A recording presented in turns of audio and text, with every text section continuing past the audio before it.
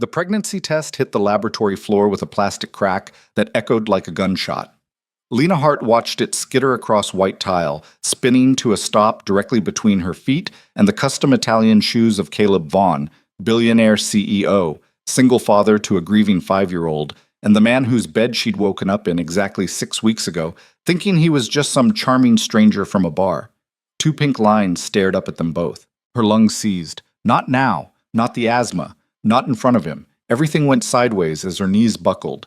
And the last thing she heard before hitting the ground was Caleb shouting her name like it could pull her back from drowning. If you're watching from anywhere in the world, drop your city in the comments below. I want to see how far this story travels. Hit that like button and stick around because what happens next will break your heart before it puts it back together. The bar was too loud, too crowded, and exactly what Lena needed. She squeezed through bodies pressed shoulder to shoulder, her cheap Target dress already sticking to her back from the humidity of 200 people breathing the same recycled air. The bass line from some remix she didn't recognize vibrated through the floor and up into her chest, and for the first time in 3 years, Lena Hart felt like maybe, just maybe, her life was about to change. "Another round," Maya screamed over the music, shoving a bright blue drink into Lena's hand. "You're going to work for Vaughn Industries. Do you understand how insane that is?" Lena did understand. She'd spent the last 72 hours since receiving the email unable to think about anything else. A full-time research internship at one of the biggest food science corporations in North America. Decent pay. Benefits. A real laboratory with equipment that didn't look like it belonged in a high school from 1987. It was everything she'd sacrificed for. Every double shift at the diner where drunk college kids left prayer cards instead of tips. Every night she'd chosen textbook chapters over sleep. Every time she'd walked past the pharmacy, telling herself she didn't really need a new inhaler yet, that she could stretch it another month if she was careful. "I can't believe it's real," Lena said, and she had to shout it twice before Maya heard her. "It's real! You're brilliant, and they finally noticed!" Maya grabbed her shoulders, sloshing her drink. "Tonight, we celebrate. Tomorrow, you can go back to being stressed about everything." Lena laughed, and it felt good. Felt normal. She couldn't remember the last time she'd let herself just exist without calculating how many hours until her next shift, how much was left in her account, whether the check engine light in her dying Honda actually meant something expensive this time. The drink was too sweet and probably too strong, but she drank it anyway. That's when she saw him. He was standing near the bar, and he shouldn't have stood out in a crowd like this. Chicago was full of good-looking men in expensive shirts, but somehow he did. Dark hair that looked like he'd run his hands through it too many times. Sharp jawline. The kind of bone structure that belonged in cologne ads, except there was something tired around his eyes that made him seem real instead of polished. He was looking at his phone with an expression that Lena recognized immediately. Someone who didn't want to be here but didn't want to be anywhere else either. "Oh no," Maya said, following her gaze. "I know that look." "What look?" "The look that says you're about to make a terrible decision." "I'm looking at a person." "That's not a decision. That's just eyes functioning normally." "Uh-huh," Maya grinned. "Go talk to him." "Absolutely not." "Lena, when was the last time you talked to a man who wasn't asking if you wanted your coffee refilled?" She had a point. Lena's dating life had essentially flatlined somewhere around her second year of grad school when she'd realized that relationships required time and emotional bandwidth she simply didn't have. Her last actual date had been 14 months ago, with a software developer who'd spent 2 hours explaining cryptocurrency while she nodded and wondered if she'd left the stove on. "I don't even know what I'd say," Lena admitted. "You're a scientist. Collect data. Form a hypothesis. Test it." "That's not how—" But Maya was already shoving her forward, and Lena stumbled directly into the path of a waitress carrying a tray of shots. She pivoted awkwardly, overcorrected, and slammed shoulder first into someone solid. Very solid. "Sorry, She looked up. It was him. Of course it was him. The universe had a terrible sense of humor. "You're fine," he said, and his voice was deeper than she'd expected. He'd caught her elbow to steady her, and now they were standing too close in a way that would have been awkward except for how his hand was still on her arm, and neither of them had moved. "I'm not usually this coordinated," Lena said, which was possibly the dumbest thing she could have opened with. The corner of his mouth lifted, almost a smile. "Rough night?" "Opposite, actually. Good night. Celebrating." "Yeah, what are we celebrating?" "New job. Research position. Starts Monday. She was talking too fast, could hear herself doing it, couldn't stop. I've been waiting 3 years to hear back from this company, and they finally said yes, and I'm rambling, aren't I? Little bit. Now he was definitely smiling. What kind of research? Food chemistry. Flavor compounds, mostly. Figuring out why things taste the way they do and how to make them better. She waited for his eyes to glaze over the way they always did when she talked about work, but he just nodded. That's actually interesting. Most people think it sounds boring. Most people are idiots. He flagged down the bartender. What are you drinking? I don't even know. My friend ordered it. It's blue. That tells me nothing and everything at the same time. He ordered 2 whiskeys, neat, and handed her one. Try this instead. Lena took it, even though whiskey always tasted like burning to her. She sipped it carefully and tried not to make a face. He noticed anyway. You hate it. It's very brown. He laughed, and it changed his whole face. Suddenly he didn't look tired anymore, just young and genuinely amused, and Lena felt something shift in her chest that had nothing to do with the alcohol. I'm Lena, she said. Caleb. He didn't offer a last name, and she didn't ask. They talked for an hour, then 2. Maya gave her a thumbs up from across the bar and disappeared with some guy in a baseball cap, and Lena barely noticed because Caleb was asking her about her thesis on umami receptors and actually listening to the answer. He told her he worked in food services, vague enough that she assumed he meant restaurants, and that he had a son who was 5 and obsessed with dinosaurs. Single dad? Lena asked, and immediately regretted it. Sorry, that's invasive. It's fine. Yeah, his mom died when he was a baby. I'm so sorry. Caleb shrugged, but there was something heavy in it. It's been 4 years. He doesn't remember her, which is... He stopped, took a drink. I don't know if that makes it better or worse. Both probably, Lena said quietly. Yeah. He looked at her then, really looked at her, and Lena felt it again, that shift, like standing too close to the edge of something high up. You want to get out of here? She should have said no. She was supposed to say no. She had work in the morning at the diner, and then a whole weekend of preparing for Monday, and she didn't do things like this. Didn't go home with strangers from bars, no matter how good their bone structure was, or how much they seemed to actually care about umami receptors. Yeah, Lena heard herself say. Okay.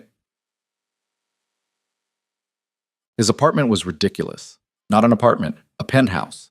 Floor-to-ceiling windows overlooking the city, furniture that looked like it cost more than her car, art on the walls that was probably real instead of IKEA prints. Lena stood in the entrance feeling massively out of place in her $30 dress and scuffed flats. This is where you live? She couldn't keep the shock out of her voice. Caleb had the decency to look slightly embarrassed. I know it's a lot. A lot? Caleb, I have 4 roommates and we share 1 bathroom. This is... She gestured vaguely at everything. What do you actually do? Run a drug cartel? Nothing that interesting. He smiled, but something shifted behind his eyes.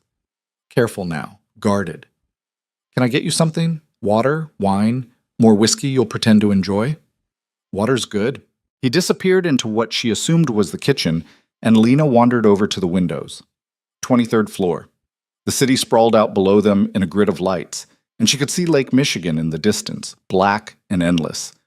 On the glass table next to the couch, there was a framed photo of a little boy with dark curly hair holding a plastic T-Rex. He had Caleb's eyes. That's Dylan, Caleb said, coming back with 2 glasses. Took that last month at the Field Museum. He made me stand in front of the Sioux exhibit for 45 minutes while he asked questions. He's beautiful. He's a nightmare. Smart as hell and knows it. But Caleb's voice was soft when he said it. Proud. He's at my parents' place tonight. They do weekends sometimes, so I can pretend to have a life. Is this what having a life looks like? Lena gestured at the penthouse. Because I've been doing it wrong. Most of the time I just sit here working. He handed her the water. This is better. They were standing close again. Lena could smell his cologne, something expensive and cedarish, and she was very aware that they were alone in his apartment, and that she'd never done anything like this before, and that her hands were shaking slightly when she set down the glass. I should probably tell you, she said, I don't usually do this. Do what? Go home with men I just met. Any men, actually. My dating history is basically non-existent. Caleb studied her face. We don't have to do anything. We can just talk. I can call you a car if you want to leave. Do you want me to leave? No. The word hung between them. Lena made a decision. Possibly a terrible one, probably something she'd overthink for the next 6 months. But in that moment, standing in a penthouse she didn't belong in with a man she'd known for 3 hours, she decided to stop calculating consequences. She kissed him. Or maybe he kissed her. It was hard to tell who moved first, but suddenly his hands were in her hair and her back was against the window and everything else disappeared into static. He kissed like he'd been starving for it, and Lena heard herself make a sound she didn't recognize, desperate and needy, and nothing like the careful person she'd taught herself to be. Bedroom, Caleb managed, and his voice was wrecked. We should... Yes. They barely made it down the hallway. Caleb kept stopping to kiss her against walls, in doorways, and Lena's dress was half unzipped by the time they fell onto his bed, in a tangle of limbs and breathless laughter. He paused then, hovering over her, and something in his expression shifted. Vulnerable suddenly. Real. I haven't done this since... He stopped. It's been a long time. Lena reached up and touched his face. Me too. I don't even know your last name. Hart. Lena Hart. Lena Hart, he repeated, like he was memorizing it. I'm really glad you celebrated tonight. Me too. She pulled him down, and the rest of the world disappeared entirely. Lena woke up to sunlight streaming through windows she didn't recognize, and a moment of pure panic before the previous night came rushing back. Caleb's penthouse, the bar. Oh God, what had she done? She turned her head carefully. Caleb was still asleep next to her, one arm thrown over his eyes, breathing deep and even. In sleep, he looked younger, peaceful. The sharp edges that he carried while awake had smoothed out into something gentler. He was also, Lena realized with growing horror, extremely recognizable. She'd been too tipsy and too focused on his face last night to notice the details, but now she saw the watch on the nightstand that probably cost more than her student loans, the monogrammed robe hanging on the bathroom door, the family photo on the dresser that showed Caleb in a tuxedo shaking hands with someone who looked very presidential. Her stomach dropped. Very slowly, trying not to wake him, Lena slid out of bed. Her dress was on the floor. She grabbed it, grabbed her shoes, grabbed her phone, and saw 17 texts from Maya ranging from "Get it, girl" to "Are you alive?" to "If you're dead, just send me a thumbs up so I know whether to call the police." She typed out, "Alive, leaving, tell you later." In the bathroom, she splashed water on her face and tried not to look at herself in the mirror because she knew what she'd see. Someone who'd made a massive mistake. Someone who'd slept with a stranger without thinking about consequences, and now had to figure out how to get out of his apartment without the walk of shame turning into a sprint of shame. When she came out, Caleb was sitting up in bed, looking disoriented and rumpled and unfairly attractive. "Hey," he said, and his voice was rough from sleep. "You're leaving? I have to get to work. It's Saturday. I work Saturdays." The lie came out smooth and easy. She was already backing toward the door, clutching her shoes. "Last night was great, really great. But I need to go." Caleb stood up, and Lena's brain short-circuited momentarily because he was shirtless and wearing only boxer briefs, and this was not helping her decision-making process. "Can I get your number?" he asked. "I don't think that's a good idea." "Why not?" "Because you're clearly rich, and I'm clearly not, and I don't even know what you do for a living, and I have a new job starting Monday that I can't afford to screw up, and this was supposed to be one night of not thinking about consequences, except now all I can think about is consequences." "Because I don't do this," Lena said instead. "Last night it was a one-time thing, a celebration. I'm sorry." She saw something flicker across his face. Disappointment, maybe, or understanding. He didn't try to stop her. "Okay," Caleb said quietly. "I hope the new job goes well." "Thanks." Lena made it to the elevator before she let herself feel anything, made it to the lobby, made it to the street where she called an Uber with shaking hands, and then finally, sitting in the back of a stranger's Prius, let herself process what she'd just done. She'd slept with someone, a rich someone, an anonymous rich someone who she'd probably never see again, and who would become nothing more than a strange, surreal memory of the night before her life changed. The phone in her hand buzzed. Maya. Details. Now. Lena typed back, "Later, I promise. Need to process first." Then she opened her email and stared at the message she'd read approximately 400 times since receiving it. Subject: Internship offer. Vaughn Industries. Dear Ms. Hart, we are pleased to offer you a position as research intern in our food chemistry division, reporting directly to our innovation lab. Your start date is Monday, May 6th. Please arrive at 8 a.m. for orientation. Welcome to the Vaughn Industries family. The signature at the bottom was from someone named Patricia Chen, Director of Human Resources. No mention of who actually owned the company, no photo of the CEO. Lena had been too excited to look any of that up. She made a mental note to Google the company when she got home, maybe figure out who was actually in charge. But first she needed to shower and sleep and forget about the way Caleb had looked at her like she was something worth remembering. One night, that's all it was. Nothing that happened in a bar at midnight while celebrating could possibly intersect with her real life, did. Monday morning arrived with the kind of anxiety that made Lena's hands shake while applying mascara. She'd changed outfits 4 times, finally settling on black slacks and a blue button-down that screamed, "Please take me seriously, even though I'm terrified." Her inhaler sat in her purse next to 2 backup inhalers because she wasn't taking chances. Vaughn Industries occupied a gleaming glass tower in downtown Chicago that made her feel small just looking at it. The lobby had marble floors and a reception desk that looked like it belonged in a spaceship. Lena checked in, got a visitor badge, and was directed to the 14th floor. The elevator ride up felt like ascending to her own execution. Patricia Chen turned out to be a friendly woman in her 50s who walked too fast and talked faster. "You'll be working primarily in Lab 3, she explained, leading Lena through a maze of hallways. "We have about 30 researchers in the division, most of them focused on different aspects of flavor development and food safety.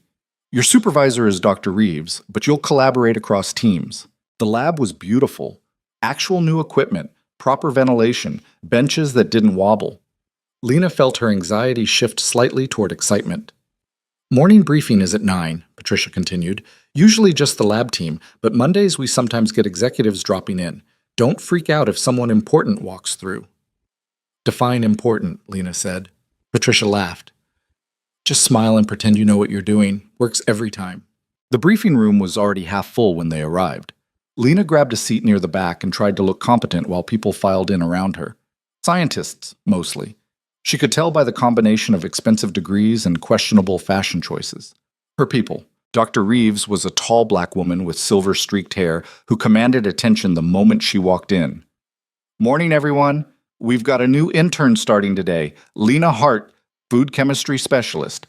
Lena, welcome. Try not to blow anything up in your first week." Scattered laughter. Lena managed to smile. "Now," Dr. Reeves continued, pulling up a presentation, "let's talk about the quarterly targets that corporate is pretending are reasonable." Lena was just starting to relax when the door at the back of the room opened. She didn't look at first, just heard the subtle shift in energy, the way conversations cut off mid-sentence. Then Dr. Reeves stopped talking entirely. "Mr. Vaughn," she said, and her voice had changed, more formal. "We weren't expecting you." Lena's brain processed the name half a second before her eyes confirmed it. Caleb walked into the room wearing a dark suit that probably cost more than her monthly rent, his hair slightly damp like he'd showered recently, and Lena felt the entire world tilt sideways. "No, no, no, no, no." He was scanning the room, nodding at people, and then his gaze landed on her and stopped, just completely stopped. She watched recognition hit him like a physical blow. His eyes went wide. His mouth opened slightly, and for a moment they just stared at each other across 20 feet of conference room while Lena's entire life collapsed in on itself. Caleb Vaughn, Vaughn Industries. She'd slept with her boss. She'd slept with the CEO. The billionaire single father who owned this entire building and probably half of Chicago, and definitely her entire career trajectory. "I'll keep this brief," Caleb was saying, except his voice sounded strangled now. He wasn't looking at her anymore. Very deliberately wasn't looking at her. "Just wanted to welcome everyone back from the weekend. Patricia tells me we have a new researcher joining us." He stopped, actually stopped mid-sentence. Lena could feel every person in the room turning to look at her. "Ms. Hart," Caleb managed. "Welcome to Vaughn Industries." His eyes met hers again, and she saw panic there. Matching panic. The same, "Oh God, what have we done?" that was currently making her lungs feel too small. "Thank you," Lena heard herself say. "Happy to be here." Lie. Massive lie. She wanted to be literally anywhere else. Caleb finished whatever he'd been saying. She didn't hear a word of it and left the room without looking at her again. The moment the door closed, the tension released and people went back to their conversations. Dr. Reeves leaned over. "You okay? You look pale." "Fine," Lena managed. "Just nervous, new job jitters." "You'll be great. Reeves doesn't hire idiots." She went back to the presentation and Lena sat there trying to remember how to breathe properly. Her phone buzzed, a text from an unknown number. "We need to talk." Lena stared at it, deleted it, then immediately panicked that deleting it had been the wrong choice, but it was too late now and her hands were shaking and she could feel her chest getting tight in the way that meant her asthma was about to become a problem. Not here. Not now. She made it through the rest of the briefing on autopilot, made it back to the lab, made it to the bathroom where she locked herself in a stall and used her inhaler twice while trying not to hyperventilate. This was bad. This was career-endingly, catastrophically bad. She'd slept with Caleb Vaughn. The Caleb Vaughn. And now she worked for him.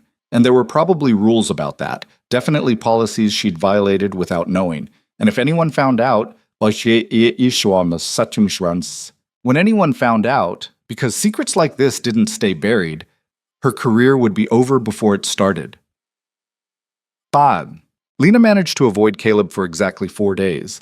She came in early, left late, and learned the pattern of when executives typically toured the labs. Tuesday and Thursday afternoons were dangerous. Monday mornings. She became an expert at finding reasons to be somewhere else during those windows. The work itself was incredible. Actual research with actual resources. She spent Wednesday running chromatography tests on vanilla compounds and felt, for brief stretches, like her life might not be completely imploding. Then Friday afternoon happened.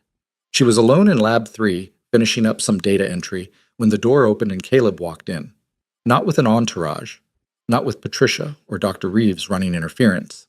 Just him, looking exhausted and determined. Lena's first instinct was to run. Actually run. But he was between her and the door, and she was trapped. "Don't," Caleb said, seeing her calculate escape routes. "Please. I just want to talk." "We can't." Lena's voice came out strangled. There are policies about this kind of thing. I know." He ran a hand through his hair, messing it up the way it had been that night at the bar. "Believe me, I know. But we can't just pretend it didn't happen." "Yes, we can. We have to. I need this job, Caleb. I can't." Her chest was getting tight again. She grabbed her inhaler from her pocket. Caleb's expression shifted immediately. "Are you okay?" "Asthma, it's fine. It gets worse when I'm stressed." She took 2 puffs and tried to slow her breathing. "This is the most stressed I've been in my entire life, so..." "Lena..." "You didn't tell me who you were." The words came out sharp, accusatory. "You let me ramble about getting a job at your company, and you didn't say anything." "I know. You lied to me." "I didn't lie. I just didn't correct you when you made assumptions." He took a step closer. "You seemed so happy. And I liked being just Caleb for a night instead of the CEO. Everyone treats like he's made of glass and money." "You are made of money." "Yeah, well, you didn't care about that. You talked to me about umami receptors like I was a real person." His voice cracked slightly. "Do you know how rare that is?" Lena wanted to stay angry. Anger was safer than whatever else she was feeling. But the way he was looking at her, tired and honest and genuinely conflicted, made it hard to hold on to. "This can't happen," she said quietly. "Whatever that night was, it's done. I'm an intern and you're... you. There's no version of this that doesn't destroy my career." "What if I made sure it didn't?" "How? You can't protect me from gossip, from what people will say." She laughed, bitter. Poor girl from nowhere sleeps her way into a job at Vaughn Industries. That's the headline. That's all anyone will see. "I wouldn't let them..." "You can't control what people think, Caleb. You can throw around money and power all you want, but you can't make this okay." She grabbed her bag. "I'm asking you to leave me alone. Professionally, personally, all of it. Please." She pushed past him, and this time he let her go. Lena made it to the elevator before the tears started, and by the time she reached the lobby, she was crying hard enough that the security guard asked if she needed him to call someone. "I'm fine," she lied, and walked out into the Chicago afternoon wondering how everything had gone so wrong so fast. Months. 3 weeks passed. Lena threw herself into work with the kind of intensity that made Dr. Reeves pull her aside and ask if she was sleeping enough. She wasn't. Sleep meant lying awake thinking about Caleb, about that night, about the way he'd looked at her in the lab like she was something precious that he'd broken. She started getting nauseous in the mornings. Stressed, she figured. Her body's way of processing anxiety. She bought antacids in bulk and kept working. The nausea got worse. Then came the exhaustion. Bone-deep, overwhelming tiredness that hit her around 2 p.m. every day and made her want to crawl under her desk and sleep for 1,000 years. She started drinking more coffee. It didn't help, Maya noticed. "You look terrible." "Thanks. That's exactly what I needed to hear." "I'm serious. When's the last time you ate something that wasn't coffee?" Lena tried to remember. "Does coffee cake count?" "No, it does not." Maya shoved a protein bar at her. "Eat this. And maybe see a doctor? You've been weird for weeks." "I'm fine, just adjusting to the new job." But she wasn't fine, and somewhere in the back of her mind, a tiny voice was suggesting a possibility she absolutely could not afford to consider. She ignored it for another week. Then her period didn't come. Lena stared at her calendar, counting backward, forward, sideways, trying to make the math work out differently. But it had been 6 weeks since that night. 6 weeks since she'd last had a period. No. She bought a pregnancy test on her lunch break, hiding it under a magazine like she was purchasing something illegal. Took it in the bathroom at work because she couldn't wait until she got home, couldn't spend another 8 hours not knowing. 2 pink lines appeared before she'd even finished peeing. Lena sat on the toilet in a bathroom stall at Vaughn Industries and watched her entire life derail in real time. Pregnant. She was pregnant with Caleb Vaughn's baby, the billionaire CEO, who she'd begged to leave her alone.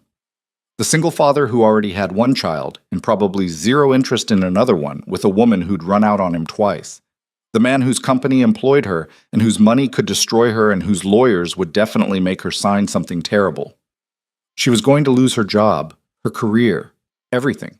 The bathroom door opened and voices filtered in. 2 women from accounting complaining about expense reports. Lena stayed frozen in the stall, gripping the pregnancy test, trying not to make a sound. She needed to think, needed to figure out what to do, needed to... Her chest seized, the familiar tightness that meant her asthma was about to escalate from problem to emergency. She fumbled for her inhaler and realized with growing horror that it was in her purse. In the lab, the tightness got worse. Her vision started to blur at the edges. Lena tried to stand up and her legs didn't cooperate. She grabbed the stall wall, missed, and went down hard on her knees. The pregnancy test clattered across the tile floor and slid under the stall door into the main bathroom. "Oh my God," one of the accounting women. "Are you okay in there?" Lena couldn't answer, couldn't breathe. She heard someone say, "Call security," and then everything got fuzzy and distant. The stall door crashed open, someone must have crawled under, and hands grabbed her shoulders. "She's not breathing right. Where's the medical team?" Lena tried to say asthma, but it came out as a wheeze. More voices, more hands. Someone lifted her up and she caught a glimpse of the pregnancy test still lying on the floor. The 2 pink lines facing up like an accusation, and then the world tilted completely sideways. The last thing she heard before passing out was a familiar voice shouting, "Lena!" And even through the oxygen deprivation and the panic, she recognized it. Caleb had found her, and he'd seen the test. Lena woke up to the sound of machines beeping and the smell of antiseptic that meant hospital. Her throat felt raw, her chest ached, and there was an oxygen mask over her face that she immediately wanted to rip off. "Don't." A hand caught her wrist gently. "Leave it on." She turned her head and there was Caleb, sitting in a chair pulled up next to the bed, looking like he hadn't slept in days. His tie was gone, his shirt sleeves were rolled up, and there were dark circles under his eyes that hadn't been there before. Lena's brain kicked into gear slowly, piecing together fragments. The bathroom. The pregnancy test on the floor. Caleb's voice shouting her name, oh God. She tried to sit up, and Caleb put a hand on her shoulder. "Easy. You had a pretty severe asthma attack. They've got you on albuterol and oxygen. Doctor said you need to rest." "How long?" Her voice came out scratchy through the mask. 4 hours. "They brought you in around 2. It's just past 6 now." He leaned back in the chair but didn't let go of her hand. She hadn't even realized he was holding it. "You scared the hell out of me." Lena pulled the oxygen mask down despite his protest. "You saw it." It wasn't a question. Caleb's expression did something complicated. Yeah, I saw it. I can explain. Is it mine? The question hung between them, quiet and terrified. Lena wanted to lie. Wanted to tell him it was someone else's, that she'd been seeing people, that the timing was wrong. Anything to make this less catastrophic than it already was. But she'd never been a good liar, and the way Caleb was looking at her, like she was holding his entire world in her hands, made it impossible. Yes, she whispered. Caleb made a sound like he'd been punched. His hand tightened around hers, and for a long moment he just sat there, staring at their joined hands like he was trying to solve an equation that didn't have an answer. How far along? He finally asked. 6 weeks. I just found out today. I was going to... She stopped. Going to what? Tell him? Run away? She hadn't gotten that far in her planning before her lungs had betrayed her. I didn't know what to do. And you were dealing with this alone. It wasn't a question, but there was something broken in his voice that made Lena's chest hurt worse than the asthma had. I didn't think I had a choice. You're my boss, Caleb. You own the company. If people find out, I don't care what people think. Easy for you to say. You're a billionaire. I'm a nobody from the South Side who can barely afford her rent. When this gets out, everyone's going to say I trapped you, that I got pregnant on purpose to keep... Stop. Caleb's voice cut through her spiral. Just stop. You think I don't know you? You ran away from me twice. You told me to leave you alone. If you were trying to trap me, you're doing a terrible job. Despite everything, Lena almost laughed. It came out as more of a sob. I'm scared, she admitted, and saying it out loud made it real in a way it hadn't been before. I'm terrified. I don't know how to do this. I can barely take care of myself, and now there's... She put a hand on her stomach. I don't even know if I want to keep it, or if I can. My insurance is garbage, and I'm still paying off student loans, and... Lena! Caleb shifted forward, both hands around hers now. Look at me. She did. Whatever you decide, I'm here. If you want to keep it, I'll help. If you don't, I'll still help. This isn't just your burden to carry. His voice cracked.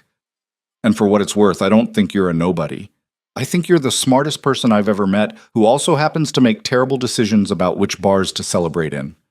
That did make her laugh, watery and broken. I have a son already, Caleb said quietly. Dylan, you'd like him. He's loud and asks too many questions, and he's been asking me for months why I always look sad. He paused. I haven't been a real person in years. Just going through motions, working, taking care of him, existing. And then I met you, and for one night I remembered what it felt like to actually want something that wasn't on a corporate agenda. Caleb, I'm not asking you to be with me. I know I screwed that up already, but I am asking you to let me be part of this. However you want me involved, I'll do it. Doctor appointments, costs, whatever you need. Please don't shut me out. Lena studied his face, looking for the trap, the angle. But all she saw was exhaustion and honesty, and something that looked a lot like hope, desperately trying not to get itself crushed. Okay, she heard herself say, okay. The relief that washed over Caleb's expression was almost painful to watch. A knock on the door interrupted them. A doctor came in, young, female, holding a tablet. Ms. Hart, you're awake. Good. I'm Dr. Okafor. How are you feeling? Like I got hit by a truck. That's the asthma attack. You're lucky Mr. Vaughn got to you when he did. Another few minutes and we'd be having a different conversation. She glanced at Caleb. I'm going to need to examine her privately, if you don't mind. Caleb stood immediately. I'll be right outside. After he left, Dr. Okafor did a quick check of Lena's vitals, asked about her medical history, and then pulled up a chair with the expression of someone about to deliver news that required sitting. So, she said, pregnant. Apparently. And asthmatic. Are you on any medications? Just the rescue inhaler. I was supposed to be on a daily controller, but it's expensive and my insurance doesn't...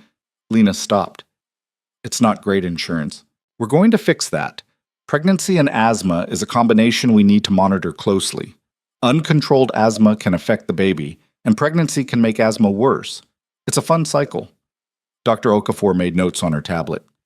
I'm going to prescribe you a controller medication, and I want you following up with both a pulmonologist and an OB, weekly at first, then we'll see how it goes. I can't afford weekly appointments. Mr. Vaughn already said he's covering everything. Lena's stomach twisted. He can't just... He can, and he did. Signed all the paperwork while you were unconscious. Dr. Okafor looked up. If you want to fight him about it later, that's between you two. Right now, my job is making sure you and the baby stay healthy, and that means proper medication and monitoring. Understood? Lena nodded, feeling steamrolled. Good. I'm keeping you overnight for observation. If your levels look stable in the morning, you can go home. But I want you taking it easy for the next few days, no stress. She raised an eyebrow. I know that's asking a lot given the situation, but try. After Dr. Okafor left, Caleb came back in looking uncertain. Can I stay? Lena wanted to say no. Wanted to keep the walls up, keep him at a distance where he couldn't complicate things further. But she was exhausted and scared, and the idea of spending the night alone in a hospital room made her want to cry again. Yeah, she said. Stay. He pulled the chair back up next to the bed and sat down like he'd been given something valuable. For a while they didn't talk, just existed in the same space while machines beeped and nurses came and went. Finally, Lena broke the silence. Tell me about Dylan. Caleb's whole face changed when he talked about his son. The exhaustion lifted slightly, replaced by something softer. He's 5, obsessed with dinosaurs and space and asking why about everything. His favorite food is chicken nuggets shaped like dinosaurs specifically. Regular chicken nuggets are apparently unacceptable. Sounds like he has priorities. He's smart. Too smart sometimes. His mom... Caleb stopped, choosing words carefully. Emma died from complications after he was born. Blood clot. She was here one day and gone the next. Dylan never got to know her, and I have no idea how to explain that to him in a way that makes sense. I'm sorry. It was 4 years ago. Sometimes it feels like yesterday. Sometimes it feels like a different life. He rubbed his face. Being a single dad wasn't something I planned. I had nannies at first because I didn't know what the hell I was doing. But Dylan would cry every time I left for work, so I started working from home more, bringing him to the office, figuring it out as I went. That must have been hard. It was terrifying. Still is. Every day I'm convinced I'm screwing him up in some permanent way. Caleb looked at her. And now there's going to be another kid, and I don't know if I'm ready, but I guess that doesn't matter because it's happening anyway. We could... Lena stopped. There are options. If you don't want... Do you want it? The question caught her off guard. She'd been so busy panicking about logistics and money and career destruction that she hadn't actually stopped to ask herself that fundamental question.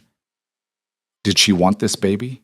I don't know, Lena admitted. I never planned on having kids, never thought I could afford to, but now that it's real, now that it's actually happening, she put a hand on her stomach again.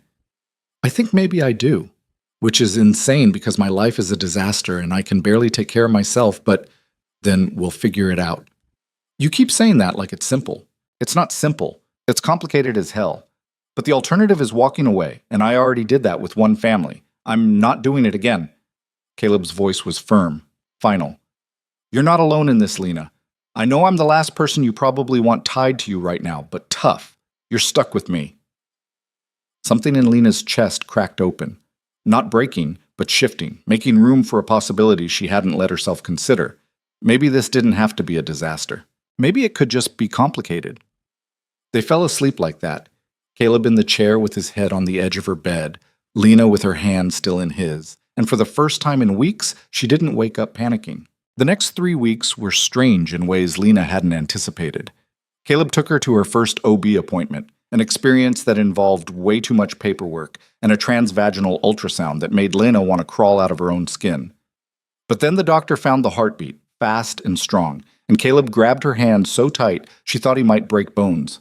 That's... His voice cracked. That's the baby? That's the baby, the doctor confirmed. Lena stared at the screen showing a blob that barely looked human and felt something shift irrevocably inside her. This was real. This was happening. There was a tiny human with a heartbeat growing inside her, and she was responsible for keeping it alive. The panic must have shown on her face because Caleb squeezed her hand. We've got this. You don't know that. No, but I'm choosing to believe it anyway. At work, they maintained careful distance. Lena buried herself in research projects, and Caleb stayed in his executive offices.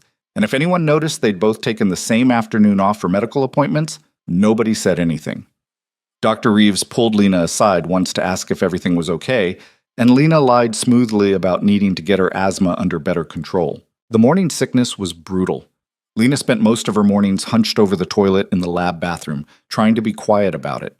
She kept saltines in her desk and ginger tea that she pretended was regular tea. Maya noticed immediately. "You're pregnant." Lena nearly dropped her mug. "What?" "You're pregnant. You've been weird for weeks. You're drinking ginger tea, which you hate, and you just turned green looking at my tuna sandwich." Maya crossed her arms. "Who's the dad? Is it someone from work? Oh my God, is it that guy from the bar?" "I can't talk about this." "That's a yes. Holy shit, Lena." Maya's eyes went wide. "Wait, that guy from the bar. You never told me his name. Who was he?" "Maya." "Oh my God, it's someone important. It's someone at your company. Is it your boss? Please tell me you didn't sleep with Dr. Reeves because she's married and it's Caleb Vaughn." Maya's mouth fell open. Actual open-mouthed shock. Caleb Vaughn, as in the CEO, as in the billionaire who owns half of Chicago. "That would be him. And you're pregnant with his baby." "Apparently." Maya sat down heavily in Lena's desk chair. "I need you to start from the beginning and tell me everything." So Lena did. The whole story spilled out. Meeting Caleb at the bar, not knowing who he was, the penthouse, showing up to work and discovering the truth, the pregnancy test, the hospital, all of it. When she finished, Maya was staring at her like she'd grown a second head. "This is insane," Maya finally said. "This is like a movie plot. How are you even functioning right now?" "Barely. I'm terrified, Maya. What if people find out? What if they think I did this on purpose? My career is over before it started." "Or," Maya said carefully, "what if it's not? What if Caleb actually means it when he says he'll support you? He's a billionaire. They don't actually mean things like that. Some of them might." Maya grabbed her hands. "Look, I'm not saying this isn't complicated as hell, but you're smart, you're capable, and if Caleb's offering help, maybe you should take it instead of trying to do everything alone like you always do." Lena wanted to argue, but Maya had a point. She'd spent her entire life convinced that asking for help was weakness, that the only person she could rely on was herself. But this was bigger than her stubbornness. "He wants to be involved," Lena admitted. "Doctor appointments, costs, everything. He even mentioned telling Dylan eventually." "That's good, right?" "I don't know. It feels too easy, like there has to be a catch." "Maybe the catch is that he's a decent person who wants to take responsibility." Maya squeezed her hands. "Just think about it." That night, Caleb texted her. "Can I take you to dinner? Somewhere quiet. We should talk about next steps." Lena stared at the message for 10 minutes before responding. "Okay." They met at a small Italian place on the north side. The kind of restaurant that didn't have photographers lurking outside or tabloid reporters on speed dial. Caleb was already there when she arrived, sitting in a back corner booth looking nervous. "Hey," he said, standing up when he saw her. "Hey." They sat down and ordered. Lena got pasta because it was one of the few things that didn't make her nauseous lately, and for a few minutes they just made small talk about work and weather and anything that wasn't the massive elephant sitting between them. Finally, Caleb put down his fork. "We need to talk about the logistics." "Okay?" "I've been thinking about this a lot, about what happens when you start showing, when people notice. We can't hide it forever." Lena's stomach clenched. "I know. I want to go public before the media figures it out on their own."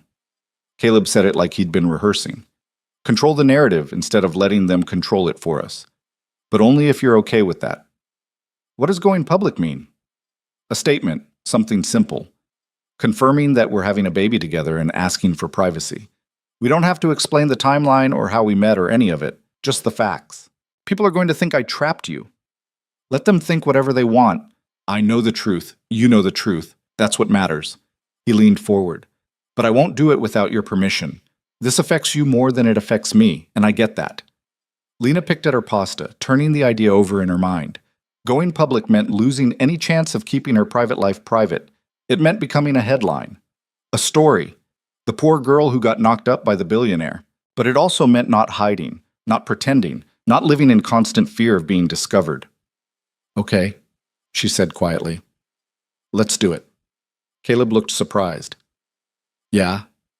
Yeah, but I want to read the statement before it goes out. And I don't want anyone knowing where I live or showing up at my apartment. Can you make that happen? I'll have my PR team work with you directly, and I'll hire security if we need to, whatever keeps you safe. They finished dinner and Caleb walked her to her car, the dying Honda that looked absurd parked next to his Tesla. He stopped at her driver's side door, hands in his pockets, looking uncertain. Can I ask you something? He said. Sure. Why did you run? That morning after, you looked terrified. Lena leaned against the car. Because I woke up in a penthouse I didn't belong in with a man who was clearly way out of my league. I knew if I stayed, I'd get attached, and getting attached to people who don't fit in my world has never ended well for me. What if I want to fit in your world? You can't, Caleb. We're from completely different places. She gestured at his car, his watch, his everything. This is normal for you. For me, this is terrifying. Then we'll figure out somewhere in between. He reached out hesitantly, and when she didn't pull away, he took her hand. I'm not going anywhere, Lena. I know I'm not who you would have chosen for this, but I'm here anyway, and I'm pretty stubborn when I want to be. Despite everything, Lena smiled. I noticed. The statement went out 2 weeks later. Simple, professional, exactly what Caleb had promised. Caleb Vaughn and Lena Hart are expecting a child together. They ask that their privacy be respected during this time. The internet lost its collective mind. Within hours, Lena's name was trending on Twitter. Reporters showed up at Vaughn Industries, her apartment building, the grocery store where she bought her sad frozen dinners. Photos of her from college showed up on gossip sites alongside photos of Caleb at charity galas with beautiful women who looked like they belonged in his world. The comments were brutal. Gold digger. She trapped him. Poor guy. He's already a single dad, and now this nobody is taking advantage. Lena made the mistake of reading them. She sat in her apartment scrolling through hundreds of strangers tearing her apart and felt something inside her start to crack. Her phone rang. Caleb. Don't read the comments, he said immediately. Too late. Lena, they're right though. I don't belong in your world. This was a mistake. I should have... Stop. His voice was sharp. Whatever you're about to say, don't. This wasn't a mistake. You're not a mistake, and those people don't know you. They know enough. They know nothing. They see numbers in a bank account and make assumptions. But I know you, Lena. I know you work harder than anyone I've ever met. I know you're brilliant and stubborn and so scared of needing anyone that you'd rather suffer alone. And I know that our baby is lucky to have you as a mom. Lena was crying now, ugly crying into her phone. I'm scared. Me too, but we're going to be okay. Can you trust me on that? She wanted to. Despite everything, despite the voice in her head screaming that this was temporary, that he'd eventually realize what a complication she was and leave, she wanted to believe him. I'm trying, she whispered. That's enough. That's all I need. The next morning, Caleb showed up at her apartment with breakfast and a folder full of paperwork. What's this? Lena asked, eyeing the folder suspiciously. Options. I had my lawyer draw up some things. He spread papers across her tiny kitchen table. First option, I can put you on my insurance. Better coverage, all your appointments and medications covered. Second option, I can set up a trust for the baby. Medical expenses, education, everything taken care of. Third option, Caleb, this is too much.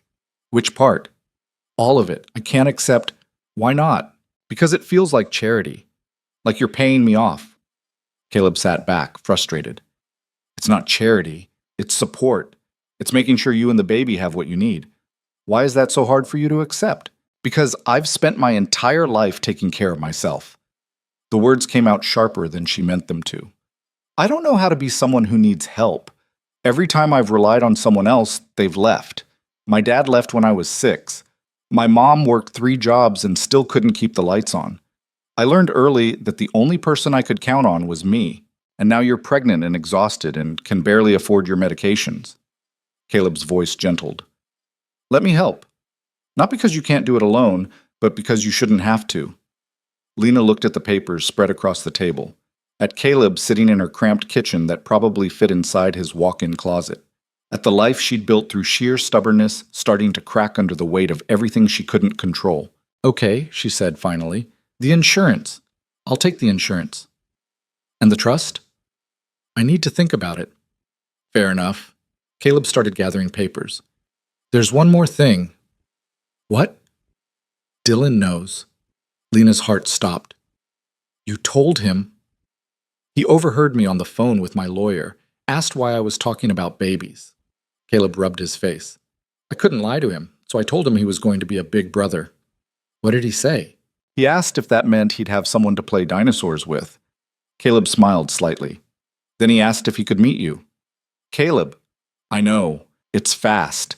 But he's excited, and honestly, it might be good for him to have someone else in his life besides me and my parents. He paused. No pressure. But if you want to meet him, he'd like that. Lena had no idea what to say to that. Meeting Caleb's son felt enormous, like crossing a line she couldn't uncross. But the hope in Caleb's voice made it impossible to say no. Okay, she heard herself say. When? This weekend? We could do something low-key. Park, maybe? Ice cream? Yeah. Okay. Saturday came too fast. Lena changed outfits 6 times before settling on jeans and a sweater. Nothing too fancy, nothing that screamed trying too hard. Caleb picked her up in a different car this time, still expensive but less flashy, and drove them to a park on the south side. Dylan was waiting by the playground, holding hands with an older woman Lena assumed was a nanny. But the moment he saw Caleb's car, he took off running. Dad! Caleb caught him mid-jump, swinging him up. Hey, buddy, you been good for Rose? Super good. She let me get a donut. Dylan was all energy, talking too fast. Then his eyes landed on Lena and he went suddenly shy. Are you Lena? That's me, Lena said, trying to sound normal and not like her heart was trying to escape her chest. You're pretty. Thank you. Dad said you're really smart, like scientist smart. I try to be. Dylan considered this seriously. Do you know about dinosaurs? A little bit. I know they lived a really long time ago and probably didn't taste very good. Dylan giggled. That's a weird thing to know. I study food. It's kind of my job to think about what things taste like. Even dinosaurs? Sure. Why not? That broke the ice. Dylan proceeded to tell her everything he knew about dinosaurs, which was a lot, while they walked through the park.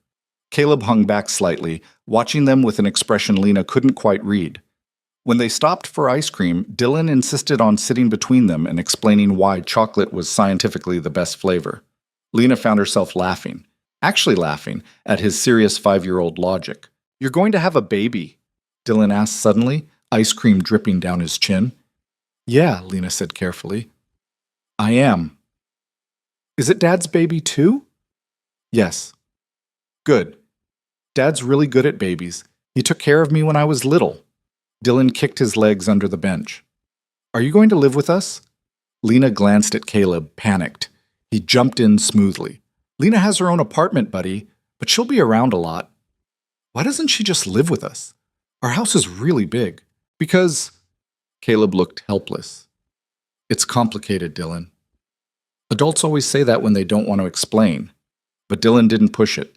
He went back to his ice cream, seemingly satisfied. Later, after they'd dropped Dylan back with Rose and Caleb was driving Lena home, he broke the silence. He likes you. He's a good kid. He is. Better than I probably deserve. Caleb pulled up to her building. Thank you for today. I know it was a lot. It was good. He's sweet. Lena. Caleb turned to face her. I know we're doing this backwards. Baby first. Relationship maybe never. But I want you to know that I'm all in. Whatever this becomes, I'm here. Lena's chest did something complicated. She reached out and took his hand, threading their fingers together. I'm trying to believe that, she said quietly. I really am. That's all I'm asking. He walked her to her door, and this time when he hugged her goodbye, Lena let herself lean into it, let herself feel safe for just a moment in the arms of someone who kept promising he wouldn't leave, even if she didn't quite believe him yet. The weeks that followed felt like existing in 2 different worlds simultaneously. At work, Lena was the focused researcher who stayed late analyzing compound structures and avoided the executive floors. At home, she was the pregnant woman whose body was staging a full-scale revolt against everything she ate, and who fell asleep at 7:30 every night like someone had unplugged her. And then there was the third world, the one that was slowly taking shape around Caleb. He started showing up at her apartment most evenings around 6, always with food because he'd figured out she was more likely to eat if someone else cooked it. Sometimes Dylan came with him, filling her small space with noise and questions and plastic dinosaurs that ended up under her couch cushions. Other times it was just Caleb, and they'd sit on her worn-out sofa eating takeout and talking about nothing important until Lena couldn't keep her eyes open anymore. It was becoming routine, comfortable, and that terrified her more than the pregnancy did. "You're getting attached," Maya said one afternoon when they met for coffee. Well, Lena had herbal tea because caffeine made her nauseous now. Another thing pregnancy had stolen. "I'm not attached." "You smiled when you got his text just now. You never smile at your phone." "He was asking if I wanted Thai food or Indian. That's just politeness." Maya gave her a look that said she wasn't buying it. "Lena, the man brings you dinner every night. He went to your 16-week appointment and cried when they told you it's a boy. He's integrating you into his kid's life. You're attached whether you want to admit it or not." Lena stirred her tea, watching the bag swirl. What if he changes his mind? About what? All of it. The baby, me, this whole situation. What if he wakes up one day and realizes I'm just some complication he got stuck with and he's got lawyers who can make me disappear? That's not going to happen. You don't know that. Neither do you. But you're so busy waiting for him to leave that you're not even letting yourself enjoy what's happening right now. Maya reached across and grabbed her hand. "I've known you for 8 years. I have never seen you let anyone take care of you. Maybe it's okay to try it for once." Lena wanted to argue, but her phone buzzed again. "Caleb, Dylan wants to know if you like pepperoni pizza because apparently we're having a pizza party for dinner and you're invited." His words, not mine. Despite herself, Lena smiled. "See?" Maya said triumphantly. "Attached." That night, Lena ended up on the floor of Caleb's living room. Actual house now, not the penthouse, because apparently he'd bought a place with a yard for Dylan, eating pizza while a 5-year-old explained the complex social dynamics of kindergarten. And then Marcus said my dinosaur wasn't even a real T-Rex because the arms were too long. But I told him that's because it's a toy and toys don't have to be perfect. Dylan was gesturing wildly with a slice of pizza, getting sauce on Caleb's very expensive rug. "Right, Dad?" "Right, buddy." Caleb wiped sauce off Dylan's chin. "But maybe eat over your plate?" "I am eating over my plate." "You're eating over my rug." "The rug is under my plate, so technically..." "Dylan, fine." He moved the pizza 6 inches to the left, back over his plate, and kept talking. "Anyway, I told Marcus that when the baby comes, I'm going to teach him all about dinosaurs, so he'll be the smartest baby in the whole world." Lena felt something warm spread through her chest. "That's really nice of you." "I'm going to be the best big brother. Dad says being a big brother is an important job." "It is," Caleb agreed, but he was looking at Lena when he said it, and there was something in his expression that made her stomach flip in a way that had nothing to do with pregnancy nausea. After Dylan went to bed, a process that involved 3 stories, 2 glasses of water, and a lengthy negotiation about whether dinosaurs needed to sleep with him, Lena and Caleb ended up in the kitchen. He was loading the dishwasher while she sat at the counter, exhausted in that bone-deep way that had become her new normal. "You're good with him," Lena said. "Dylan? I'm winging it most of the time."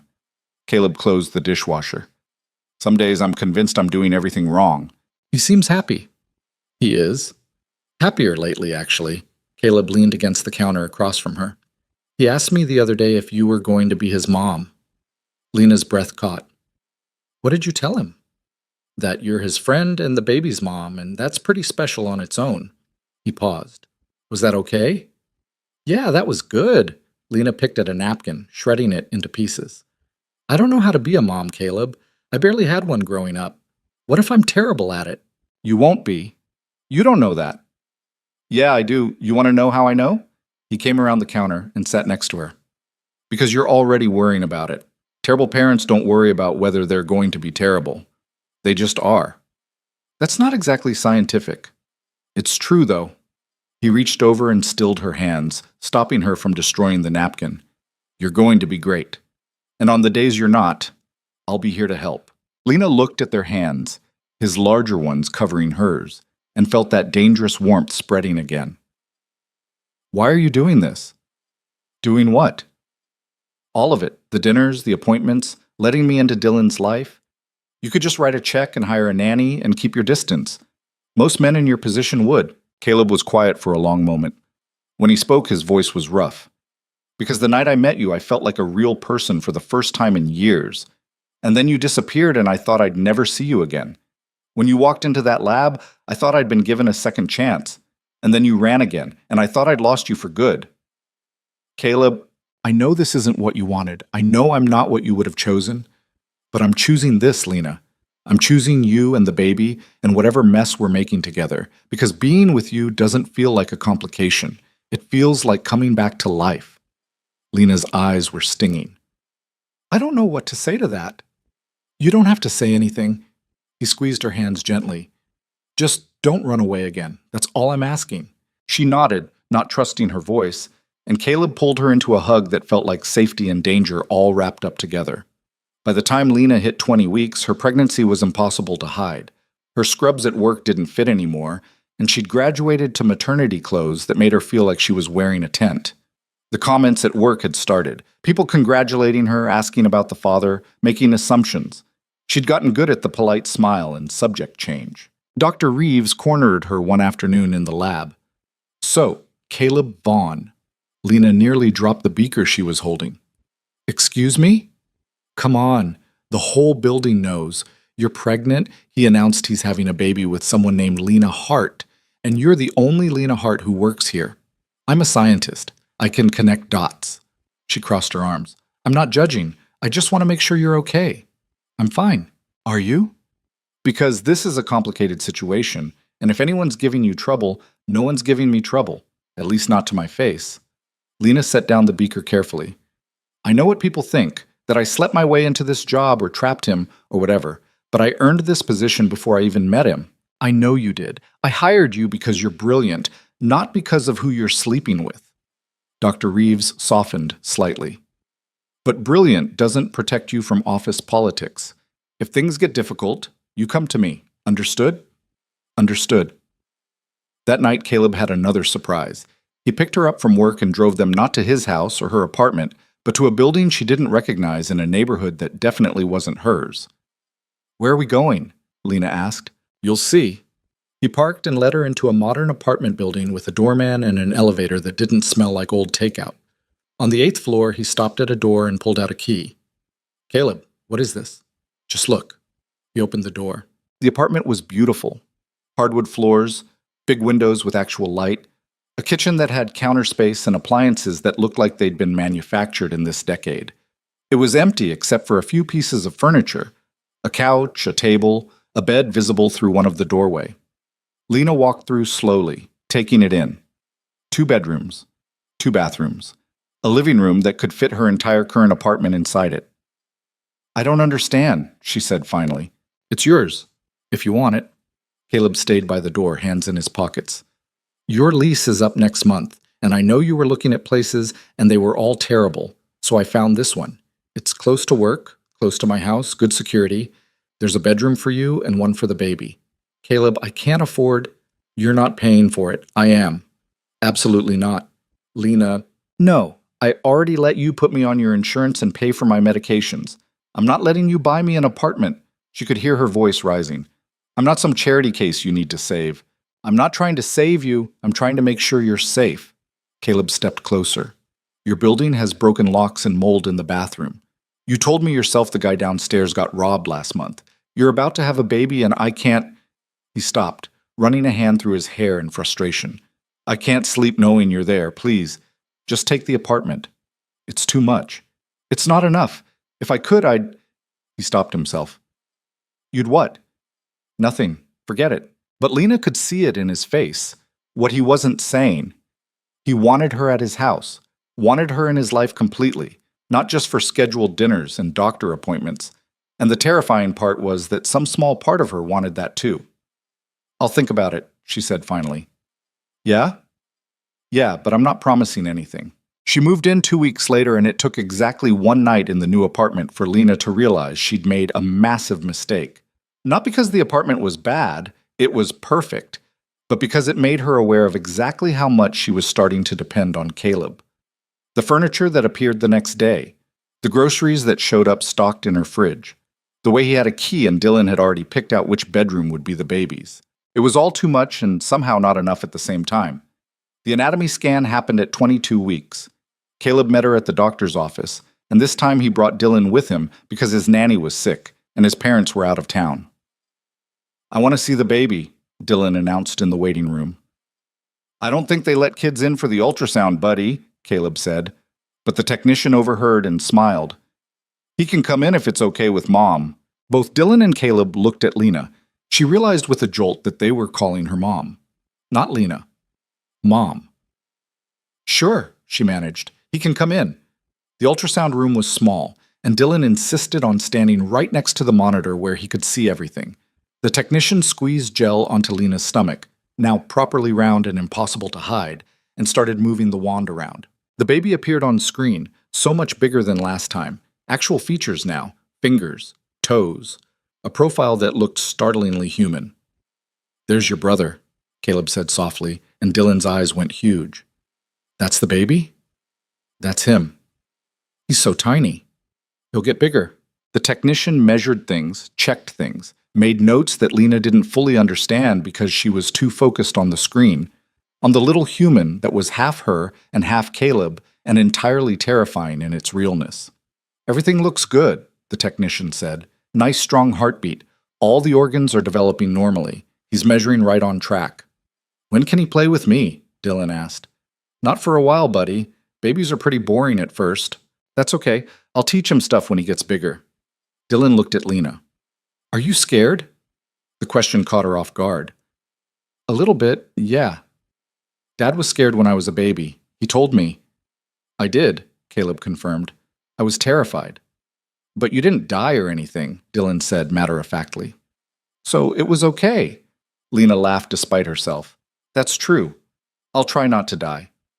Good. That night, after they dropped Dylan back at Caleb's house, he walked her up to her new apartment. At the door, he hesitated. Can I come in for a minute? Yeah, of course. Inside, Caleb paced her living room like he was trying to work up to something. Lena sat on the couch and waited. I've been thinking, he finally said. About what? About this. Us. The baby. He stopped pacing and faced her. I know we're doing this backwards. I know you didn't ask for any of this. But I can't keep pretending this is just about the baby anymore. Lena's heart started pounding. Caleb, I'm falling for you. Maybe you already fell. I don't know when it happened. Probably that first night when you told me about umami receptors like they were the most fascinating thing in the world. But it happened. And I know that's not fair to you because you signed up to co-parent, not to deal with my feelings. But I can't... He stopped. I can't keep acting like showing up to your apartment every night is just about being supportive. I want to be here. I want to be with you. And if you don't feel the same way, that's okay. I'll back off. But I needed you to know. Lena sat there, frozen, while her entire world reorganized itself around his words. Part of her had known, had felt it building in the way he looked at her, the way he remembered she hated cilantro, the way he'd learned to read her moods before she even identified them herself. But hearing him say it out loud made it real, made it something she had to respond to. I'm scared, she said finally. Of me, of this, of letting myself believe this is real and then having it fall apart. She looked up at him. Everyone leaves, Caleb, everyone. My dad, my mom emotionally, even when she was physically there, every friend I got close to in college. I learned to stop expecting people to stay because it hurt less when they didn't. I'm not going anywhere. You say that now, but what happens when the baby comes and reality hits? When I'm exhausted and crying and the apartment smells like diapers? When you remember you're a billionaire who could have anyone and you're stuck with someone who can barely afford her student loans? Caleb crossed the room and knelt in front of her, taking her hands. Lena, look at me. She did. I was stuck before I met you, stuck in a life that looked perfect on paper and felt empty in reality. I went through the motions, work, Dylan, sleep, repeat. And then you showed up in that bar talking too fast about your new job and you made me feel something again. You made me want something besides the next board meeting. His grip tightened. I'm not going to wake up one day and decide you're not worth it. You are worth it. You've always been worth it. You don't know that. Yes, I do. And eventually you'll believe me. He smiled slightly. I can wait. I'm patient when it matters. Lena felt tears sliding down her face. I don't know how to do this. Do what? Let someone in. Trust someone. I'm so bad at it. Then we'll figure it out together. Same way we're figuring out everything else. He reached up and wiped her tears with his thumb. I'm not asking you to have all the answers right now. I'm just asking you not to run away when things get scary. What if I mess this up? Then we'll fix it, That's what people who care about each other do. Lena looked at him, this impossible man who'd crashed into her life and refused to leave, and made a decision that felt like jumping off a cliff. Okay, she whispered. Okay? I'm not running. I'm staying right here. She took a shaky breath. And I'm falling for you too. Have been for weeks, maybe longer. I just didn't want to admit it. Caleb's expression did something that made her chest hurt in the best way. Yeah? Yeah. He kissed her then, gentle and careful, like she was something precious. And for the first time since this whole mess started, Lena let herself believe that maybe, just maybe, things could actually work out. They didn't talk about labels or what they were to each other. They didn't need to. Something had shifted, and they both felt it. Caleb started staying later at her apartment until one night he fell asleep on her couch and she didn't wake him up. The next morning, he made her breakfast, and it felt so natural that it scared her all over again. But she didn't run. The weeks blurred together in a haze of doctor appointments and lab work, and learning how to exist as something more than just co-parents. Caleb brought Dylan over most weekends, and they'd do normal family things. Parks, movies, the science museum where Dylan asked 1,000 questions, and Lena actually knew half the answers. It was good. Almost too good. Which is probably why the universe decided to blow it all up. It started with a text from a number Lena didn't recognize. You should know who you're really dealing with. Then a link. Lena clicked it despite knowing she shouldn't, and her phone loaded a gossip site with a headline that made her stomach drop. Billionaire's baby, mama, or gold digger. The truth about Lena Hart. The article was brutal. Photos of her from college looking tired and poor next to photos of Caleb at charity galas.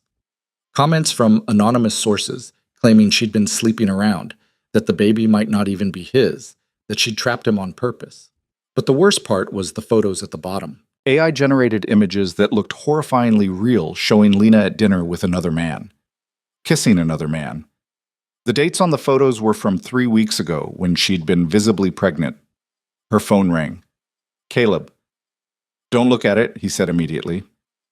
Too late. Her hands were shaking. Caleb, those photos are fake. I know they're fake. Like, how do you know? They look... Because you were with me 3 weeks ago, at Dylan's school thing, remember? The spring concert where he sang off key for 10 minutes straight? His voice was tight. Someone's trying to make you look bad, and I'm going to find out who. Everyone's going to think I cheated on you. You can't cheat on me. We weren't even officially together 3 weeks ago. But she could hear the strain in his voice. I'm handling this.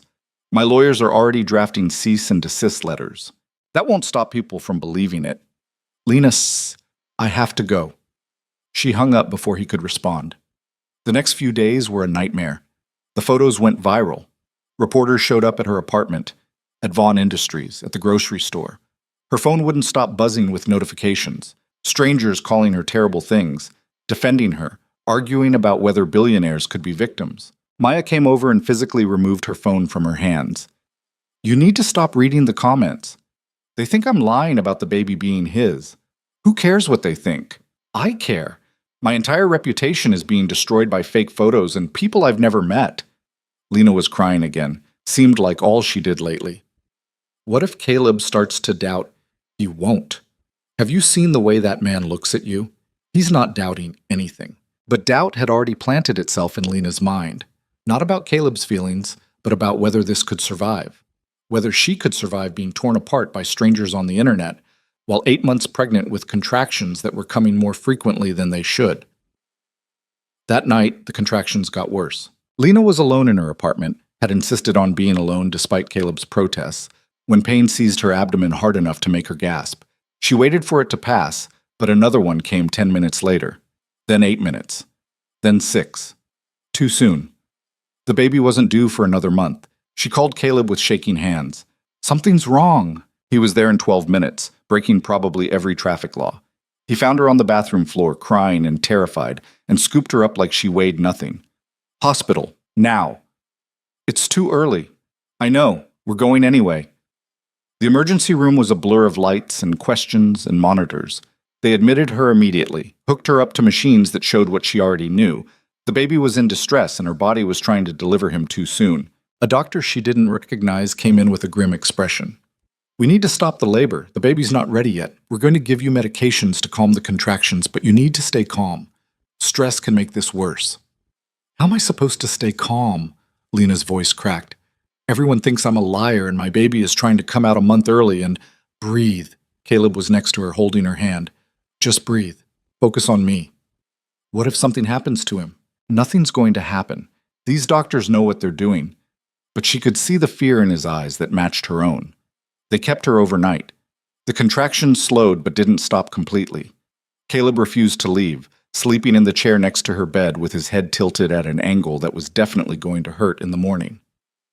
Around 3 a.m., Lena woke up to find him awake, staring at her in the dim light from the monitors. "Can't sleep?" she whispered. "Kept thinking about losing you." His voice was rough. "Both of you. And I can't—" He stopped. "I already lost Emma. I can't do that again." "You're not going to lose us." "You don't know that."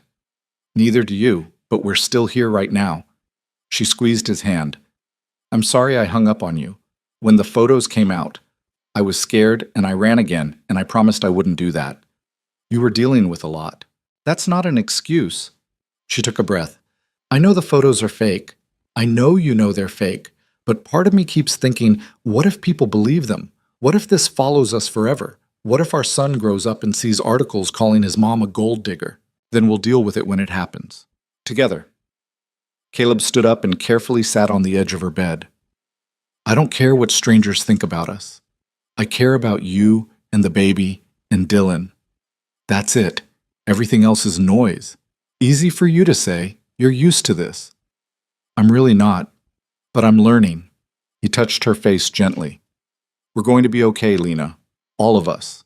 I need you to believe that." She wanted to. Despite everything, the scandal, the fake photos, her body trying to betray her, she wanted to believe him. "I'm trying," she said. "That's enough." The next morning, the doctor cleared her to go home with strict instructions to rest. Caleb took her to his house instead of her apartment, and Lena was too tired to argue. Dylan was at school, and the house was quiet in a way that felt almost peaceful. "Stay here," Caleb said, setting her up on the couch with blankets and pillows. "Just for a few days until we know the contractions have stopped completely. I have work. Dr. Reeves already approved your medical leave. You're not going anywhere. You can't just make decisions for me. Watch me." But his voice was gentle. "Please, Lena, let me take care of you. Just for a little while." She was too exhausted to fight. "Okay, a few days." Those few days turned into a week. Caleb worked from home, checking on her between conference calls. Dylan came home from school and would curl up next to her on the couch, telling her about his day while putting his hand on her stomach to feel the baby kick. It was domestic and terrifying, and exactly what Lena had always been afraid to want. And then Caleb's phone rang with news that changed everything. He took the call in the other room, but Lena could hear his voice rising. When he came back, his expression was dark. They found who did it. The fake photos. "Who?" "Someone I used to date. Victoria Chen. We broke up 2 years ago, and apparently she's been keeping tabs on me since." He sat down heavily. "She hired someone to create the images and leak them to the press. My lawyers have proof. Screenshots of conversations, payment records, everything." Lena felt something cold settle in her stomach. Why would she do that? "Because she's angry I moved on, because she saw the announcement about the baby and decided to burn your reputation down." Caleb's jaw was tight. "I'm suing her. For defamation, emotional distress, everything my lawyers can think of. She's not getting away with this." "That won't fix what people already think." "No, but it'll set the record straight, and I'm making a statement, publicly calling out the photos as fake and explaining exactly who created them and why." He looked at her. "Unless you don't want me to. It's your call." Lena thought about it, about living under the cloud of those images forever, about her son growing up and finding them someday, about letting Victoria Chen win because she was too scared of more attention. "Do it," she said. "Make the statement. Sue her. I'm done running." Caleb smiled, and it was fierce. "Okay then, let's burn it all down." The statement went out that afternoon, and the internet promptly lost its mind all over again. The narrative shift happened almost overnight. One day Lena was the villain in a tabloid drama. The next she was the victim of a scorned ex-girlfriend's revenge plot. The internet, fickle as always, pivoted from tearing her apart to defending her with the same intensity they'd used to destroy her. Victoria Chen became the new target. Her social media accounts got flooded with angry comments. Reporters dug into her past and found a pattern of unstable behavior that made the fake photos look like just one incident in a long history of bad decisions. Within 48 hours, she deleted all her accounts and hired her own lawyers. Lena watched it all unfold from Caleb's couch, still on bed rest, feeling strangely detached from the chaos, like it was happening to someone else. "You're quiet," Caleb said, sitting down next to her with 2 mugs of tea. Dylan was at a friend's house, and the silence felt heavy. Just thinking. About? How fast people turn. 2 days ago they hated me, now they're sending me flowers. She gestured at the arrangements covering every surface of his living room. It's all so fake. People want a villain. Victoria gave them one that wasn't you. Caleb handed her the tea. Does it bother you? I don't know. Maybe. Lena sipped the tea, some expensive herbal blend that probably cost more than her old weekly grocery budget. Part of me wants her to suffer for what she did, but mostly I just want it to be over. It will be. My lawyers are good at making things go away. Is that what you do? Make problems disappear with money? Caleb flinched slightly. Sometimes. When I have to. That must be nice. It's not as satisfying as you'd think. He set his mug down. Money fixes logistics. It doesn't fix how you felt when those photos came out, or how scared you were in the hospital. I'd give everything I have to undo that, and I can't. Lena felt her anger deflate. I'm not mad at you. You sound mad. I'm mad at the situation, at Victoria, at my body for trying to go into labor a month early. She put a hand on her stomach, feeling the baby shift. I'm tired, Caleb. Tired of drama and stress and feeling like I'm constantly waiting for the next disaster. I know. He pulled her against him, careful of her stomach. We're almost through it. The lawsuit will settle, the news cycle will move on, and then it's just us and the baby. You make it sound simple. It's not, but we'll figure it out anyway.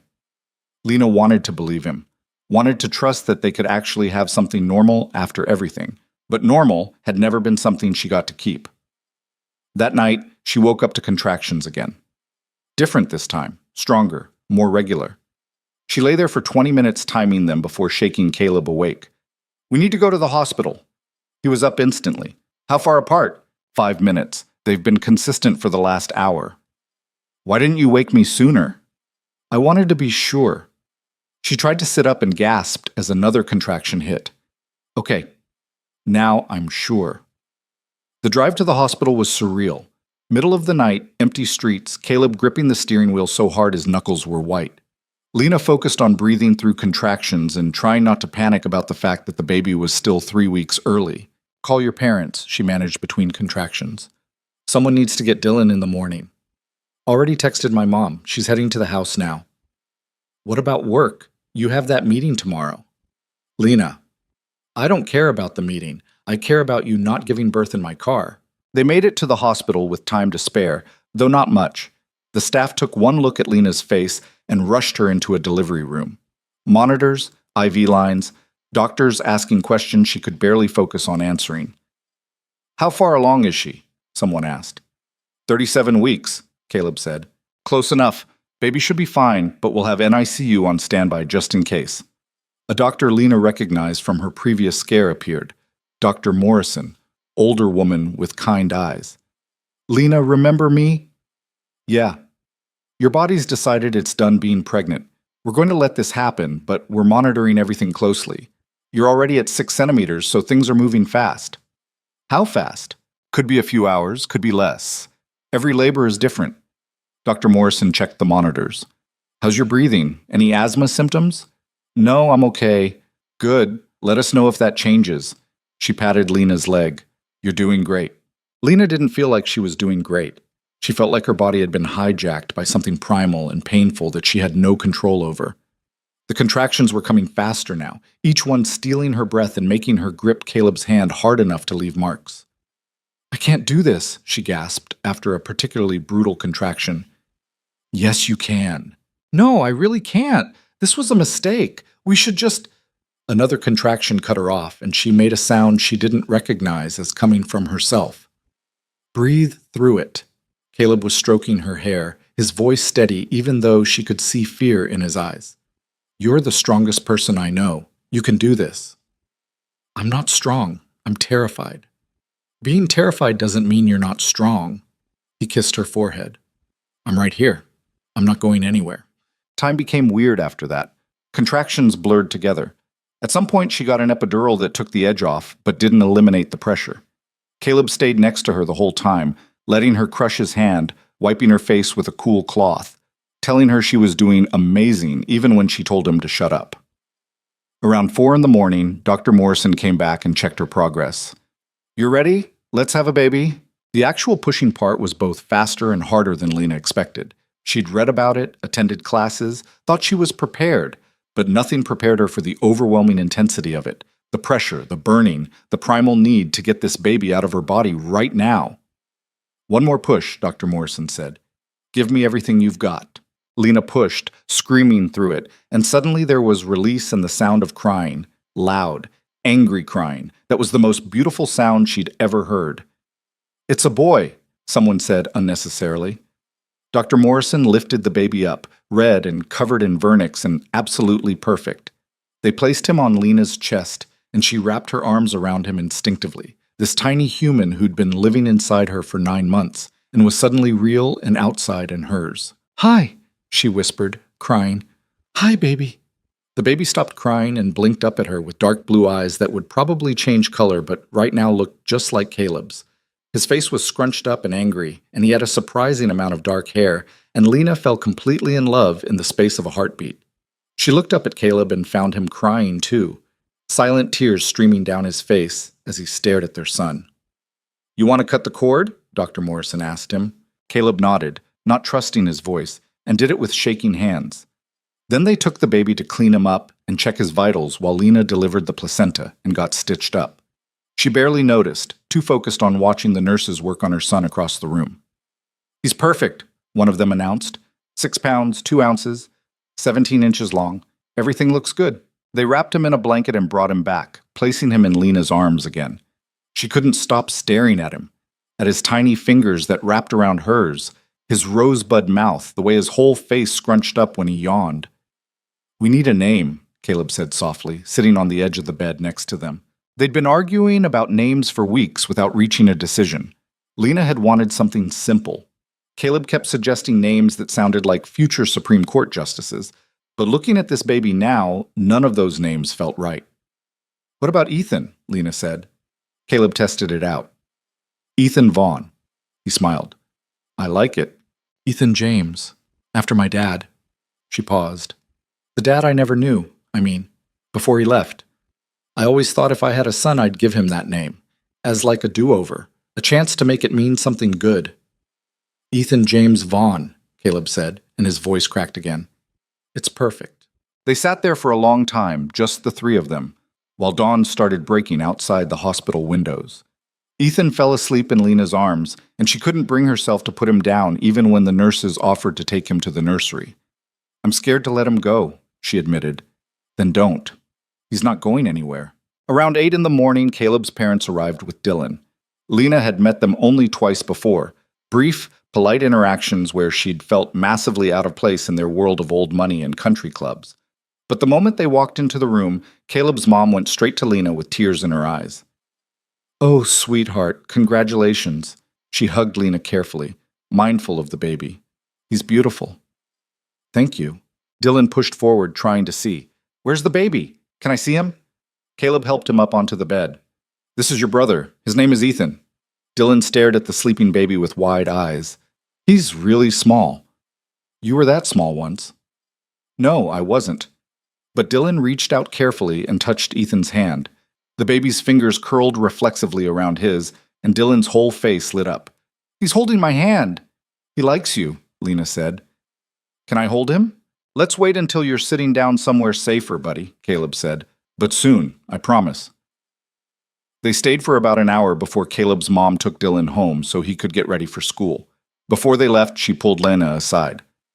"I know this hasn't been easy for you," she said quietly. "All the publicity, the stress, but I want you to know we're so glad you're in Caleb's life, in all our lives. He's different now, happier, and that's because of you. Lena didn't know what to say to that. I'm just trying not to screw it up. None of us know what we're doing. We're all just trying our best. She squeezed Lena's hand. If you need anything, help with the baby, someone to talk to, anything at all, please call me. I mean that. After they left, exhaustion hit Lena like a freight train. The adrenaline that had been keeping her going finally wore off, and she could barely keep her eyes open. Caleb took Ethan and settled into the chair next to her bed, the baby asleep on his chest. You should sleep, he said. So should you. I will. Just want to hold him a little longer first. Lena watched them, Caleb and Ethan, both sleeping now, looking peaceful in the morning light, and felt something shift permanently in her chest. This was her family, messy and complicated and nothing like she'd planned, but hers. She fell asleep with that thought, and for the first time in months, she didn't dream about disasters. They stayed in the hospital for 2 days. Ethan was healthy but small, so the doctors wanted to monitor him. Lena learned how to breastfeed, which turned out to be way harder than anyone had warned her about, and change diapers and interpret the different types of crying. Caleb learned alongside her, looking just as lost and determined as she felt. Dylan visited every day after school, always bringing something for the baby. A toy dinosaur, a drawing, a rock he'd found that he thought Ethan might like when he got bigger. He was gentle with his brother in a way that made Lena's heart hurt. On the second night, after Dylan had left and Ethan was asleep in the bassinet, Caleb pulled something out of his pocket. I want to show you something, he said. It was a small velvet box. Lena's breath caught. Caleb, just look. You don't have to say anything. He opened it. Inside was a ring. Not huge and flashy like she'd expected from a billionaire, but delicate and beautiful, a simple band with small diamonds that caught the light. It looked like something meant to be worn every day, not just shown off. I bought this 3 weeks ago, Caleb said. Before the scandal, before the fake photos, before everything blew up. I was waiting for the right moment, but I'm starting to think there's no such thing as a perfect moment. There's just now. Are you... Lena couldn't finish the sentence. I'm asking you to marry me. Not because of the baby. Babies, plural now. And not because of what people will think. I'm asking because I love you. Because I can't imagine my life without you in it. Because every good thing that's happened to me in the last year has been because you exist. He took her hand. I know we did everything backwards. I know you're probably exhausted and overwhelmed and this is terrible timing, but I couldn't wait anymore. Lena stared at the ring, at Caleb, at Ethan sleeping peacefully in his bassinet. She thought about all her rules about not depending on people, not trusting promises, keeping walls up to avoid getting hurt. And then she thought about how none of those rules had protected her anyway. She'd fallen for Caleb despite them, had let him in despite every instinct screaming at her to run, had built something real in the mess they'd made together. Yes, she heard herself say. Caleb's eyes went wide. Yes? Yes, I'll marry you. She started crying, which seemed to be her default setting lately. I love you too. I've been too scared to say it, but I do. I love you and this insane life we're building, and I want all of it. He kissed her then, carefully because she was still sore and recovering, and slipped the ring onto her finger. It fit perfectly, because of course it did. Caleb probably had her ring size memorized along with her coffee order and the exact way she liked her eggs. We're really doing this, Lena said, looking at the ring. We really are. Your life is about to get so much more complicated. It's already complicated. Might as well make it official. Ethan chose that moment to wake up crying, and they both laughed because the timing was so perfectly imperfect. Caleb got him while Lena adjusted pillows for feeding, and they settled into the routine they were still figuring out. When do you want to get married? Caleb asked while Ethan ate. I don't know. I haven't thought that far ahead. We could do something small, just us and Dylan and our parents. Or we could wait until you're recovered and do something bigger. Small sounds good. Big sounds terrifying. Small it is, he paused. My mom's going to lose her mind when we tell her. In a good way? She's been dropping hints about grandchildren and marriage since the day we announced you were pregnant way. Lena smiled despite herself. What about Dylan? He asked me last month when you were going to be his real mom. I think he'll be thrilled. The word mom still felt strange. She was Ethan's mom biologically, but being Dylan's mom was different, chosen, earned. She didn't know if she deserved it, but she wanted to try. They told Dylan the next day when he came to visit. Caleb had wanted to wait, make it special, but Dylan noticed the ring immediately. What's that? He asked, pointing at Lena's hand. It's an engagement ring, Caleb said. It means Lena and I are getting married. Dylan's face went through several expressions very quickly: confusion, understanding, and then pure joy. Really? Really? So Lena's going to be my mom? Lena's throat closed up. If that's okay with you. That's the best thing ever. Dylan threw himself at her for a hug, nearly squishing Ethan, who was sleeping in her arms. Can I call you Mom now? You can call me whatever you're comfortable with. I want to call you Mom. He pulled back, suddenly serious. My first mom died when I was a baby. Dad told me about her. But you're here now, and you're nice to me, and you're having my brother, so you're my mom too, right? Lena was full-on crying now. Yeah, baby, I'm your mom too. Caleb was crying again too, and they probably looked ridiculous, 3 people crying happy tears while a newborn slept through it all. But Lena didn't care. This was her family, all of them. They left the hospital the next morning. Caleb drove about 15 miles an hour the whole way home, paranoid about every bump and turn. Ethan slept through it in his car seat, completely unconcerned about his father's anxiety. We should go to your apartment, Lena said. Mine doesn't have all the baby stuff yet. About that, Caleb looked guilty. I may have moved most of your stuff to my place while you were in the hospital. You what? You're going to be my wife. It made sense to just consolidate. Your apartment is paid through the end of the month, so if you hate it, we can move everything back. Caleb, you can't just make decisions like that without asking me. I know. I'm sorry. He stopped at a red light and looked at her. I wanted you home. Both of you. Is that okay? Lena should have been angry, should have put her foot down about boundaries and autonomy. But looking at him, this man who'd rearranged his entire life around hers, who'd proposed in a hospital room, who drove like a grandma because he was terrified of hurting their son, she couldn't find it in herself to be mad.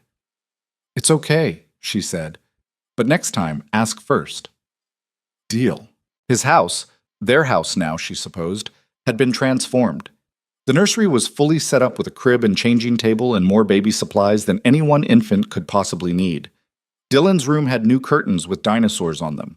And in the master bedroom, Lena's clothes were hanging in the closet next to Caleb's like they had always been there. You're very efficient when you want to be, she said. I had help. My mom went a little overboard. He set down the car seat with Ethan still sleeping in it. Do you hate it? No, it's just a lot to process. She sat on the bed, their bed, and looked around. A week ago, I was terrified people thought I was a liar. Now I'm engaged and living with you, and we have a baby. It doesn't feel real. We can slow down if you need to. I don't think slowing down is an option anymore. She held up her hand, the ring catching light. Besides, I said yes. I meant it. You can change your mind. I don't want to change my mind. I'm just adjusting. She patted the bed next to her. Come here.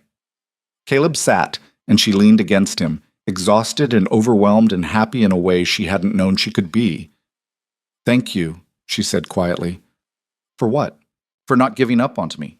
For staying even when I kept pushing you away. For making me believe this could work. You did that yourself. I just refused to leave. They sat there while Ethan slept and the afternoon sun slanted through the windows. Lena knew there were still complications ahead, planning a wedding, figuring out how to be a parent to 2 kids, dealing with the remnants of the scandal. But for right now, in this moment, everything felt possible. The next few weeks were a blur of sleepless nights and learning curves. Ethan was a good baby as far as babies went, but he still needed to eat every 3 hours and had strong opinions about diaper changes. Lena's body was recovering slowly, and she felt like a zombie most days. Caleb had taken leave from work, which his board probably hated, but he ignored their complaints and focused on helping with the baby. Dylan adjusted surprisingly well to having a brother. He'd help with small tasks, bringing diapers, singing to Ethan when he cried, showing him his toy collection, even though the baby couldn't actually see or care yet. It was sweet and chaotic and nothing like Lena had imagined her life would look. They set a wedding date for 3 weeks out. Small ceremony, immediate family only, at a botanical garden that Caleb somehow managed to book on short notice. Lena didn't have the energy to plan anything elaborate, and honestly, she didn't want elaborate. She wanted real and simple and something that felt like them. Maya was scandalized when she found out. 3 weeks? Lena, you just had a baby. I know when I had the baby. I was there. You're insane. You can't plan a wedding in 3 weeks while taking care of a newborn. We're not really planning, just showing up and saying words. How hard can it be? Famous last words. Turns out even a small wedding required decisions. Flowers, food, what to wear, who would watch the kids during the ceremony, whether to have a photographer, or just let people take pictures on their phones. Lena's head was spinning by day 2 of planning. We could just go to a courthouse, she suggested to Caleb one night while Ethan nursed. We could. Is that what you want? I don't know what I want. I just don't want to stress about matching napkins or whatever. Then we won't have napkins. Problem solved. You can't have a wedding without napkins. Watch me. He kissed her forehead. My mom is handling most of it anyway. All you have to do is show up and wear something you feel good in. What if I don't feel good in anything? My body still looks like I'm 6 months pregnant and nothing fits right. Then wear whatever's comfortable. I don't care if you show up in sweatpants. I just want to marry you. Lena knew he meant it, which somehow made her want to cry again. I'm a mess. You're perfect. I'm leaking breast milk and haven't washed my hair in 3 days, and I think I put Dylan's shirt on backwards this morning when I dressed him. Still perfect. He took Ethan from her when the baby finished eating and started burping him. You're doing amazing, Lena. I know it doesn't feel like it, but you are. She wanted to believe him. Some days she did. Other days she felt like she was drowning and barely keeping her head above water. But they were figuring it out together, and that made it bearable. The night before the wedding, Lena couldn't sleep. Ethan was actually sleeping for once, a rare 4-hour stretch, but her brain wouldn't shut off. She kept thinking about everything that had led to this moment. The bar where they'd met, the pregnancy test on the laboratory floor, the hospital scare, the fake photos. All of it had been leading here, to tomorrow, to making this permanent.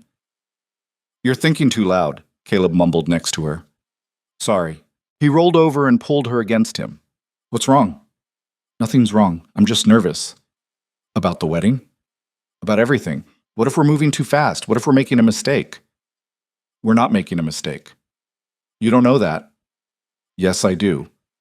He was more awake now, propping himself up on one elbow. Lena, we've already done the hard part. We survived scandal and stress and premature labor. A wedding is easy compared to that. But what if we can't make it work long term? What if the stress of 2 kids, and your job, and my career? Then we'll figure it out, same way we've figured out everything else. He touched her face gently. I'm not scared of hard work. I'm scared of losing you. Everything else we can handle. You're very confident for someone who's been up every 3 hours for 2 weeks straight. That's exhaustion talking, not confidence. But he smiled. Get some sleep. Tomorrow you're marrying me whether you're ready or not. That's not very romantic. I'll be romantic tomorrow. Tonight I'm tired. Lena laughed despite herself and curled into him. She did sleep eventually, and when she woke up, it was her wedding day. Maya showed up at 7 in the morning with coffee and a garment bag, looking far too awake for someone who'd stayed up helping Lena pump breast milk at 2 a.m. You look terrible, she announced, walking into the bedroom. Good morning to you too. Lena was holding Ethan, trying to get him to take a bottle so her breasts wouldn't leak through her wedding dress. He won't eat. He ate an hour ago. He's fine. Maya took the baby from her. Go shower. Caleb's mom will be here in 30 minutes with hair and makeup people, and you smell like spit up. I always smell like spit up now. That's just my life. Not today. Today you smell like a bride. Maya shooed her toward the bathroom. Move. The shower was the first quiet moment Lena had had in weeks. She stood under the hot water longer than she should have, letting it wash away the exhaustion and anxiety.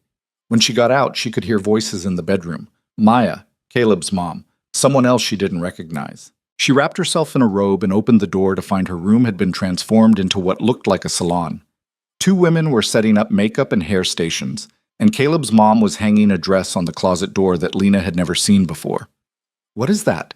Lena asked. Your wedding dress. I know you said you'd just wear something you already had, but I couldn't resist. Caleb's mom, she'd insisted Lena call her Patricia, looked nervous. If you hate it, we can absolutely find something else.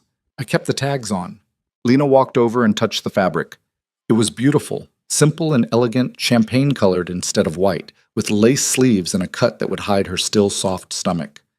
Not the kind of dress she would have bought for herself because she would have looked at the price tag and walked away, but exactly the kind of dress she secretly wanted. It's perfect, she said quietly. Patricia's whole face lit up. Really? You're not just saying that? I'm not just saying that. Thank you. Oh, sweetheart. Patricia hugged her, careful not to mess up her wet hair. I'm so happy you're joining our family. I know this has all been unconventional, but I want you to know we love you, all of us. Lena felt tears starting and blinked them back. I'm going to cry off all the makeup before they even put it on. That's what waterproof mascara is for. Patricia patted her cheek. Now sit. Let these lovely women make you beautiful. The next 2 hours were a blur of hair curlers and foundation brushes and people telling Lena to close her eyes or tilt her head or hold still. Maya kept her entertained with stories about her latest dating disasters, and Patricia fed Ethan and changed him and somehow managed to coordinate everything without breaking a sweat. When they finally let Lena look in the mirror, she barely recognized herself. Her hair was up in some kind of elegant twist with small flowers woven through it. Her makeup was natural but polished, hiding the dark circles and exhaustion, and when she put on the dress, she actually looked like a bride instead of a sleep-deprived scientist who'd accidentally fallen into someone else's life. You look stunning, Maya said, and her voice cracked. I can't believe you're actually getting married. Me neither. Are you happy? Lena thought about it. Was she happy? A year ago, she'd been alone in a terrible apartment, working double shifts, convinced that asking for help was weakness. Now she had a fiancé she loved, 2 kids, a family that actually wanted her, and a wedding happening in 3 hours. Yeah, she said. I'm terrified, but I'm happy. Good, because if you weren't, I'd kidnap you and we'd drive to Mexico. In what car? My Honda died last month. Details. We'd figure it out. Maya hugged her carefully. I'm really proud of you, for letting yourself have this. Lena hugged her back, and for a moment she let herself feel it. All the fear and hope and love tangled up together. Caleb had been exiled to his parents' house to get ready, so the house felt strange without him. Dylan had wanted to stay with Lena, so he was running around in his little suit making dinosaur noises while Patricia tried to convince him that velociraptors did not attend weddings. But what if they want to come, Dylan argued. Then they can watch from outside. The botanical garden has a strict no-dinosaur policy. That's a dumb policy. Dylan, please don't call the wedding venue dumb on your dad's wedding day. Lena picked up Ethan, who was awake and making those newborn squeaky noises that meant he'd need to eat soon. She'd pumped earlier and left bottles in the fridge for whoever would be watching him during the ceremony, but holding him now made her anxious about leaving him at all. He'll be fine, Patricia said, reading her mind. My sister will take both boys during the ceremony. You'll barely be gone 20 minutes. What if he cries? Then he cries. Babies do that. You can't postpone your wedding every time Ethan needs something, or you'll never actually get married. She had a point. Lena kissed Ethan's head, careful not to get makeup on him, and passed him to Patricia. Okay, I'm trusting you. Good. Now let's get you to the garden before you change your mind. The botanical garden was somehow even more beautiful than Lena remembered from the photos. White flowers everywhere, hanging lights even though it was afternoon, chairs set up in neat rows facing an archway covered in ivy. It was small and intimate and exactly what she'd said she wanted without fully believing she'd get it. There were maybe 30 people there total. Caleb's parents and extended family, a few of his close friends, Dr. Reeves and some people from the lab who'd become friends, Maya and her boyfriend. No media, no photographers, except one that Patricia had hired who'd signed about 17 NDAs. Lena waited in a small building at the edge of the garden while people took their seats. Dylan was with her, designated ring bearer, taking his job very seriously.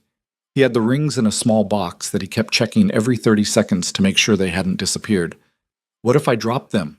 He asked for the 5th time. Then we pick them up. It's not a big deal. But what if they roll away and we can't find them? Dylan, I promise the rings will be fine. Okay? He checked the box again. Are you nervous? A little bit. Why? You already live with us. This is just words and stuff. Out of the mouths of 5-year-olds. You're right. It's just words. Important words, though. Dad said these words mean you're a family forever. Yeah, they do. Good. I like being a family with you. He grabbed her hand. You're a really good mom. Lena's throat closed up. She knelt down to his level, careful of her dress. Thank you, sweetheart. That means a lot to me. You're welcome. Can I go now? I think they're starting. She laughed and stood back up. Yeah, go ahead.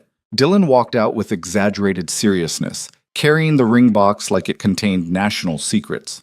Lena watched through the doorway as he made it down the aisle without incident and took his place next to Caleb's best friend, some guy from college whose name Lena could never remember. Then the music started, and it was her turn. She'd chosen to walk alone because her father wasn't in the picture, and asking anyone else felt wrong. As she stepped out into the garden, everyone stood and turned to look at her, but Lena only saw Caleb. He was standing at the front in a dark suit, and the expression on his face when he saw her was worth every moment of stress and doubt that had led to this. He looked at her like she'd hung the moon, and Lena felt herself start to cry before she'd even made it halfway down the aisle. By the time she reached him, they were both crying, and the officiant, some judge that Caleb knew, had to wait a minute for them to collect themselves before starting. "We good?" the judge asked with a smile. "Yeah," Caleb managed. "We're good." The ceremony was short and simple. Traditional vows because neither of them had the energy to write their own. Caleb slipped the ring onto her finger with shaking hands, and Lena did the same for him, and then the judge was pronouncing them married, and Caleb was kissing her while everyone clapped and Dylan shouted, "Finally!" loud enough to make people laugh. That was it. Done. Married. They'd arranged for a small reception at Caleb's house afterward. Just cake and champagne and people standing around talking. Lena spent most of it holding Ethan because he'd decided he didn't like anyone else today, and Caleb stood next to her with one arm around her waist like he was afraid she might disappear. "You okay?" he asked at one point. "I'm married to a billionaire while wearing a breast pump under my dress, and our son is currently drooling on my shoulder. I'm perfect." He laughed. "That's very specific." "It's my life now." She looked up at him. "Our life?" "Our life," he agreed and kissed her forehead. Dr. Reeves found her later, champagne in hand. "Congratulations. Though I have to say, when I hired you 9 months ago, this was not what I expected." "You and me both." "How are you planning to handle work when your leave ends? Daycare? Nanny?" "I don't know yet. Still figuring it out." Lena shifted Ethan to her other shoulder. "Is there going to be a problem? With me being married to Caleb and working at the company?" "Technically, you don't report to him. You report to me. As long as that doesn't change, HR shouldn't have issues." Dr. Reeves paused. "But if you want my advice, don't try to prove yourself by working twice as hard as everyone else. You already proved yourself when I hired you. Anyone who has a problem with your relationship can take it up with me." "Thank you. That actually helps." "Good. Now go enjoy your wedding. Stop worrying about work for 5 minutes." Easier said than done, but Lena tried. She ate cake that was too sweet and drank sparkling cider because she was still nursing, and accepted congratulations from people she barely knew. Dylan stayed glued to her side most of the afternoon, showing anyone who would listen the dinosaur toy he'd gotten as a gift for being such a good ring bearer. By evening, everyone had left except Maya, who was helping clean up. "You survived," Maya said, collecting empty champagne glasses. "Barely." Lena was on the couch, both boys asleep on her. Dylan had crashed around 7, and Ethan had given up fighting sleep around the same time. "I think I'm going to sleep for a week." "You're a married woman now. You have responsibilities." "Don't remind me." Caleb came in from the kitchen where he'd been helping his mom pack up leftover food. He looked at Lena covered in sleeping children and smiled. "This is a good look for you." "I can't move. If I move, they'll wake up and I'll die." Dramatic. Accurate. But she was smiling. "Come sit with us." Caleb sat down carefully, putting his arm around her shoulders, and they stayed like that, all 4 of them tangled together on the couch, until Patricia came in to say goodbye. "I'm leaving the food in your fridge. There's enough for several days, so please actually eat it." She kissed both boys' heads, then Lena's, then Caleb's. "I'm so happy for you both. Call me if you need anything." After she left, the house fell quiet. Maya finished cleaning and slipped out with a wave, and then it was just them. The 4 of them. A family. "We should get them to bed," Lena said. "In a minute. I'm not ready to move yet." So they stayed there watching the last light fade from the windows, and Lena thought about all the ways her life had changed in less than a year. How she'd gone from convinced she had to do everything alone to sitting here surrounded by people who'd become her whole world. It wasn't perfect. Dylan would probably wake up with a nightmare around midnight. Ethan would need to eat at 2 and 5 and probably 8. Work would start back in a few weeks, and she'd have to figure out how to balance being a researcher and a mother and a wife all at once. There would be more stress, more complications, more moments where she felt like she was drowning. but she wouldn't be drowning alone anymore. "Thank you," she said quietly. "For what?" "For not giving up on me. For staying even when I made it hard, for this." She gestured at everything, the house, the boys, the ring on her finger. "You don't have to thank me for loving you. That's not something you earn. It's just what you get." That's really sappy. "I'm allowed to be sappy on my wedding day." Lena laughed and leaned her head on his shoulder. "I love you too." In case that wasn't clear. It was clear, but I like hearing it anyway. The first few months of marriage were harder than Lena expected. Not because anything was wrong, but because adjusting to living together full-time with 2 kids while sleep-deprived was its own special kind of chaos. They argued about stupid things, whose turn it was to do laundry, whether Dylan should be allowed to eat chicken nuggets for every meal, how to handle Ethan's 4 a.m. crying sessions. But they also figured out how to apologize, how to take breaks when they were too tired to be rational, how to ask for help instead of suffering in silence. Lena went back to work when Ethan was 12 weeks old, and it was brutal at first. Leaving him with a nanny felt wrong, even though the nanny was lovely. Pumping in the bathroom at work made her feel like a dairy cow. Coming home exhausted only to have Dylan need help with homework, and Ethan need to nurse, and Caleb need to have an actual conversation about something other than bodily fluids. But slowly, it got easier. Ethan started sleeping longer stretches. Dylan adapted to having less one-on-one attention. Lena and Caleb learned to communicate without complete sentences because sometimes that was all they had energy for. 6 months after the wedding, Lena made a breakthrough in her research.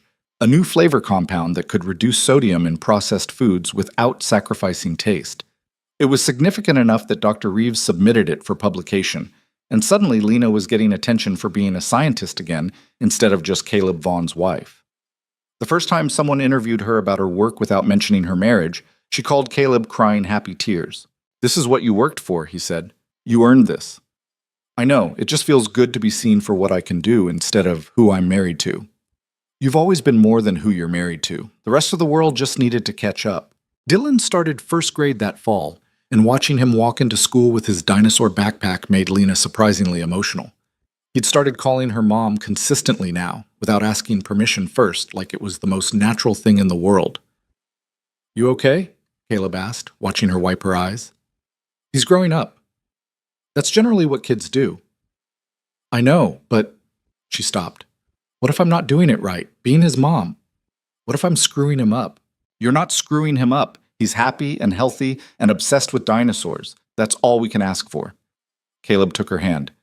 "You're a good mom, Lena, to both of them. Stop doubting yourself." Ethan hit his first birthday with a party that was definitely more for the adults than the baby.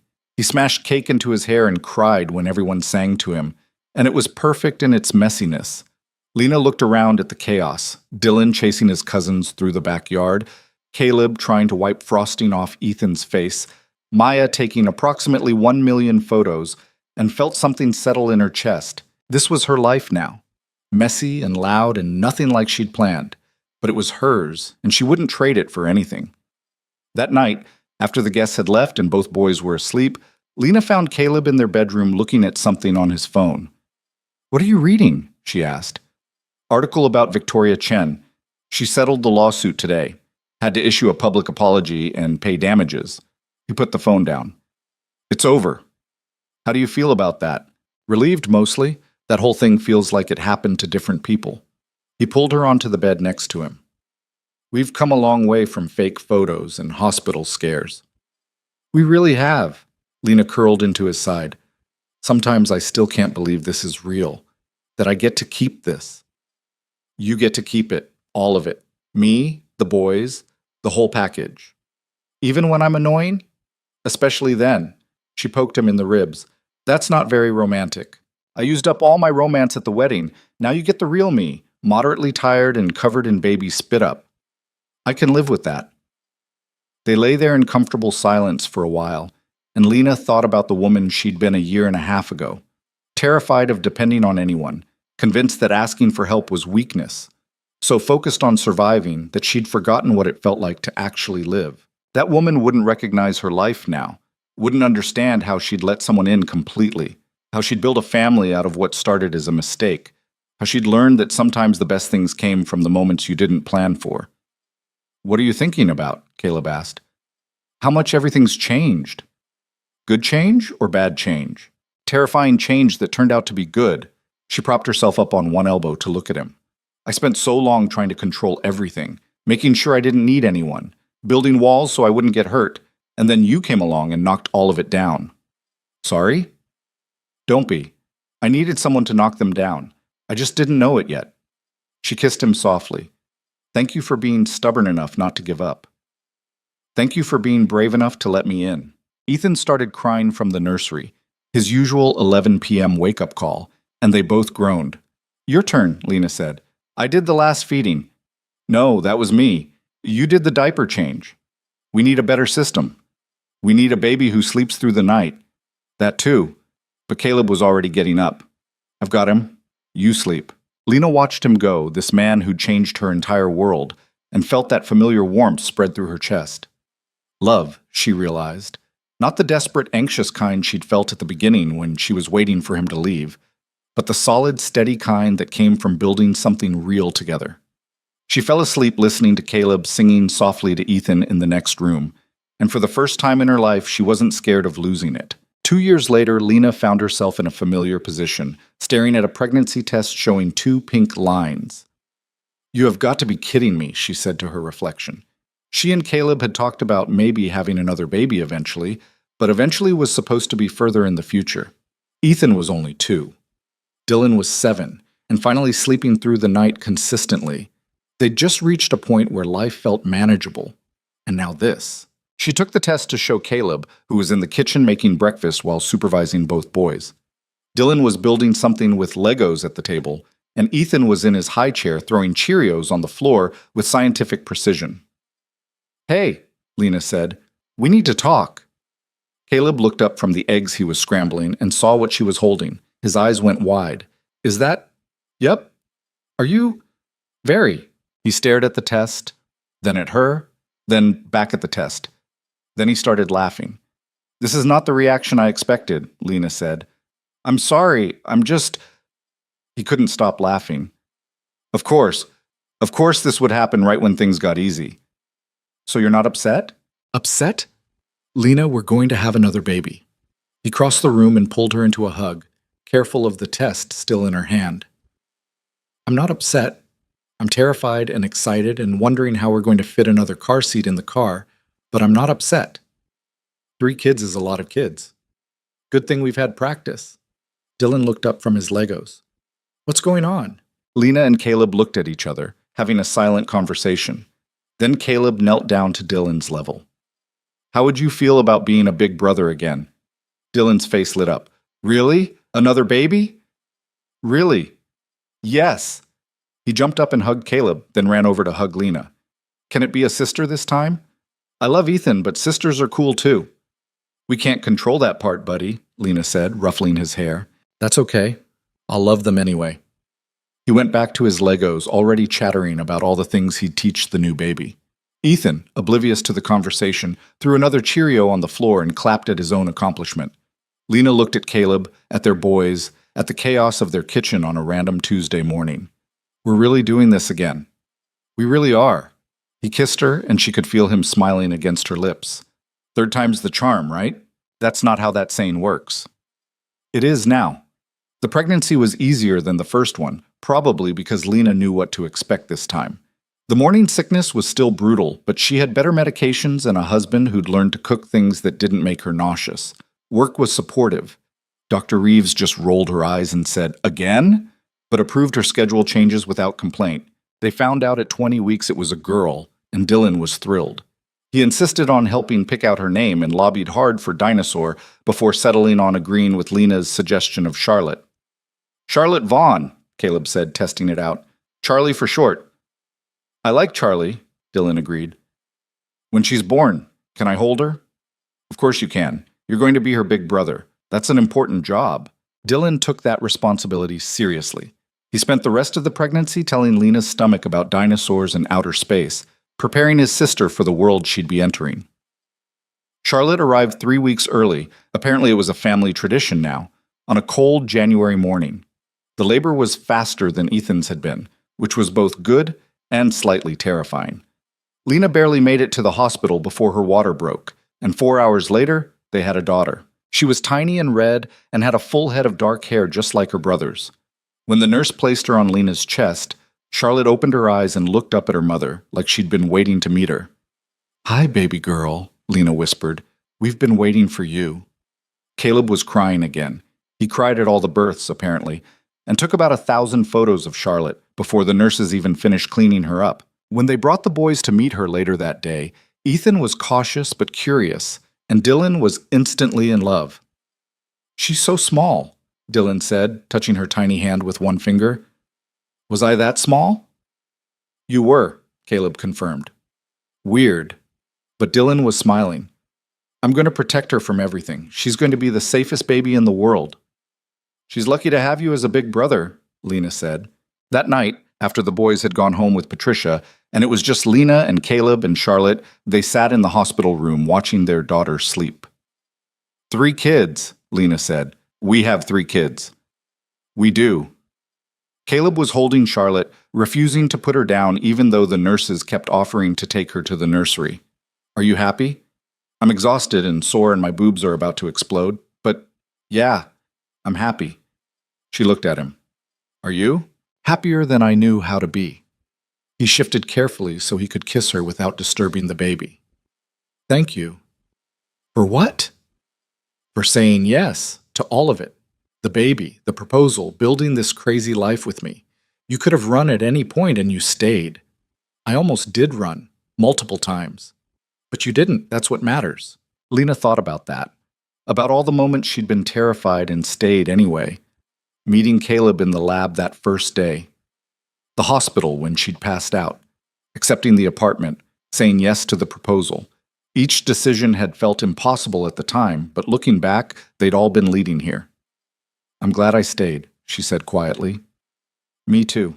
The first year with 3 kids was absolutely insane. Someone was always crying or hungry or needed something, and Lena spent most days feeling like she was running on fumes and sheer stubbornness. But they figured it out the same way they'd figured out everything else. Together, messily, with a lot of trial and error. Dylan thrived in his big brother role, helping with bottles and diaper changes and entertaining Charlotte when she was fussy. Ethan was still figuring out how he felt about not being the baby anymore, but he was adjusting. And Charlotte was surprisingly chill for a baby who'd entered a household of chaos. Lena cut back her hours at work to part-time, which she'd been terrified to do because it felt like giving up. But Dr. Reeves assured her that her position would be there when she was ready to come back full-time, and in the meantime she could do research from home and come in for important meetings. "You can have a career and a family," Dr. Reeves told her. "It doesn't have to be either or." It was advice Lena wished someone had given her years ago, that asking for flexibility wasn't weakness, that taking time for her kids didn't erase everything she'd accomplished professionally, that she could be a scientist and a mother and a wife all at once without having to be perfect at any of them. On Charlotte's first birthday, they had another party in the backyard. Smaller this time, just family and close friends. Dylan was 8 now and had opinions about everything. Ethan was 3 and into everything. Charlotte was walking and getting into trouble with her brother's help. Lena sat on the porch, watching Caleb chase all 3 kids through the yard, and Maya plopped down next to her with a beer. "You look tired," Maya observed. "I am tired. I'm always tired. Tired is my natural state now." "But you're happy." It wasn't a question, but Lena answered anyway. "Yeah, I'm happy." "Good. Because watching you those first few months when you were pregnant with Ethan was terrifying. I thought you were going to run away to Canada or something." "I considered it." "I know. That's why it was terrifying." Maya took a sip of her beer. "But you didn't. You stayed and you built this." She gestured at the yard, the house, the family. "I'm proud of you." "For what? Getting pregnant 3 times and accidentally marrying a billionaire? For letting yourself be loved. That was always the hard part for you." Lena felt her throat get tight. "It's still hard sometimes. I still wake up sometimes thinking it's all going to disappear. But it hasn't." "No, it hasn't." They sat in comfortable silence for a while, watching Caleb teach Dylan how to do a cartwheel while Ethan tried to copy them, and Charlotte clapped from her position on the grass. "You know what the crazy part is?" Lena said. "I used to think I had to have everything figured out before I could let anyone in. Perfect job, perfect life, perfect version of myself. But none of that happened. I got pregnant by accident, moved in with a guy I barely knew, and built a family in the middle of complete chaos. And it worked out anyway. Better than if I'd planned it, probably. Lena smiled. Turns out you don't have to be perfect to deserve good things. You just have to be brave enough to try. That's very philosophical for someone running on 3 hours of sleep. Sleep deprivation makes me deep. Maya laughed, and they watched Charlotte take a few wobbly steps toward her father before falling on her diapered bottom. Caleb scooped her up and blew raspberries on her stomach until she shrieked with laughter. That night, after the guests had left and all 3 kids were finally asleep, a miracle in itself, Lena found Caleb cleaning up the backyard. Leave it, she said. We can deal with it tomorrow. If we leave it, there will be ants everywhere by morning. Then we'll have ants. Come inside. He looked at her, at the yard full of birthday decorations and half-eaten cake, and shrugged. Okay, ants it is. They went inside and collapsed on the couch together, too tired to even turn on the TV. 3 years ago today, we got married, Caleb said. Was it really 3 years? Feels like longer. Thanks. I mean that in a good way, like we've built a whole lifetime in 3 years. Lena shifted to look at him. Do you ever regret it? Any of it? Not even for a second. He tucked a strand of hair behind her ear. Do you? No. But I wouldn't have believed that was my answer if you'd asked me 2 years ago. She took his hand, threading their fingers together. I spent so long thinking that needing people made me weak, that the only way to protect myself was to not let anyone close enough to hurt me. And then you crashed into my life and refused to leave, and I had to learn that letting people in isn't weakness. It's just being human. That's very philosophical for, I swear if you make a sleep deprivation joke right now, I'm going to divorce you. Caleb laughed. Noted. He pulled her closer. For what it's worth, you taught me something too. What's that? That I didn't have to be perfect to deserve happiness. That it was okay to be messy and make mistakes and still be a good father, a good person. He paused. You made me believe in second chances, in new beginnings, in the possibility that life could be more than just going through motions. Lena felt tears starting, because apparently that was just what happened when she was tired and emotional now, and buried her face in his shoulder. We're both really sappy tonight. It's our anniversary. We're allowed. They sat there holding each other while the house settled into nighttime quiet around them. 3 kids sleeping upstairs, a life they'd built together from nothing but chance and stubbornness, and learning to trust when everything in them said not to. It wasn't perfect.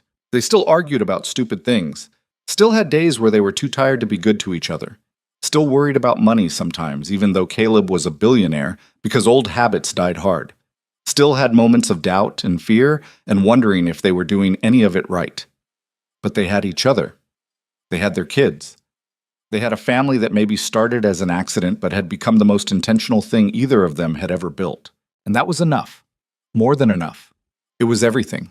Lena lifted her head and kissed Caleb, soft and slow and full of all the words she didn't know how to say.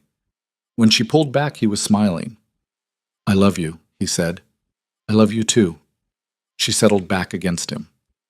Even when you leave birthday decorations in the yard for the ants, we can get them tomorrow. We really should get them now. Do you want to get them now? Absolutely not. Then we'll deal with it tomorrow. He kissed the top of her head. Tomorrow is soon enough. And for once, Lena didn't argue. She just closed her eyes and let herself exist in this moment, messy and imperfect and exactly where she was supposed to be.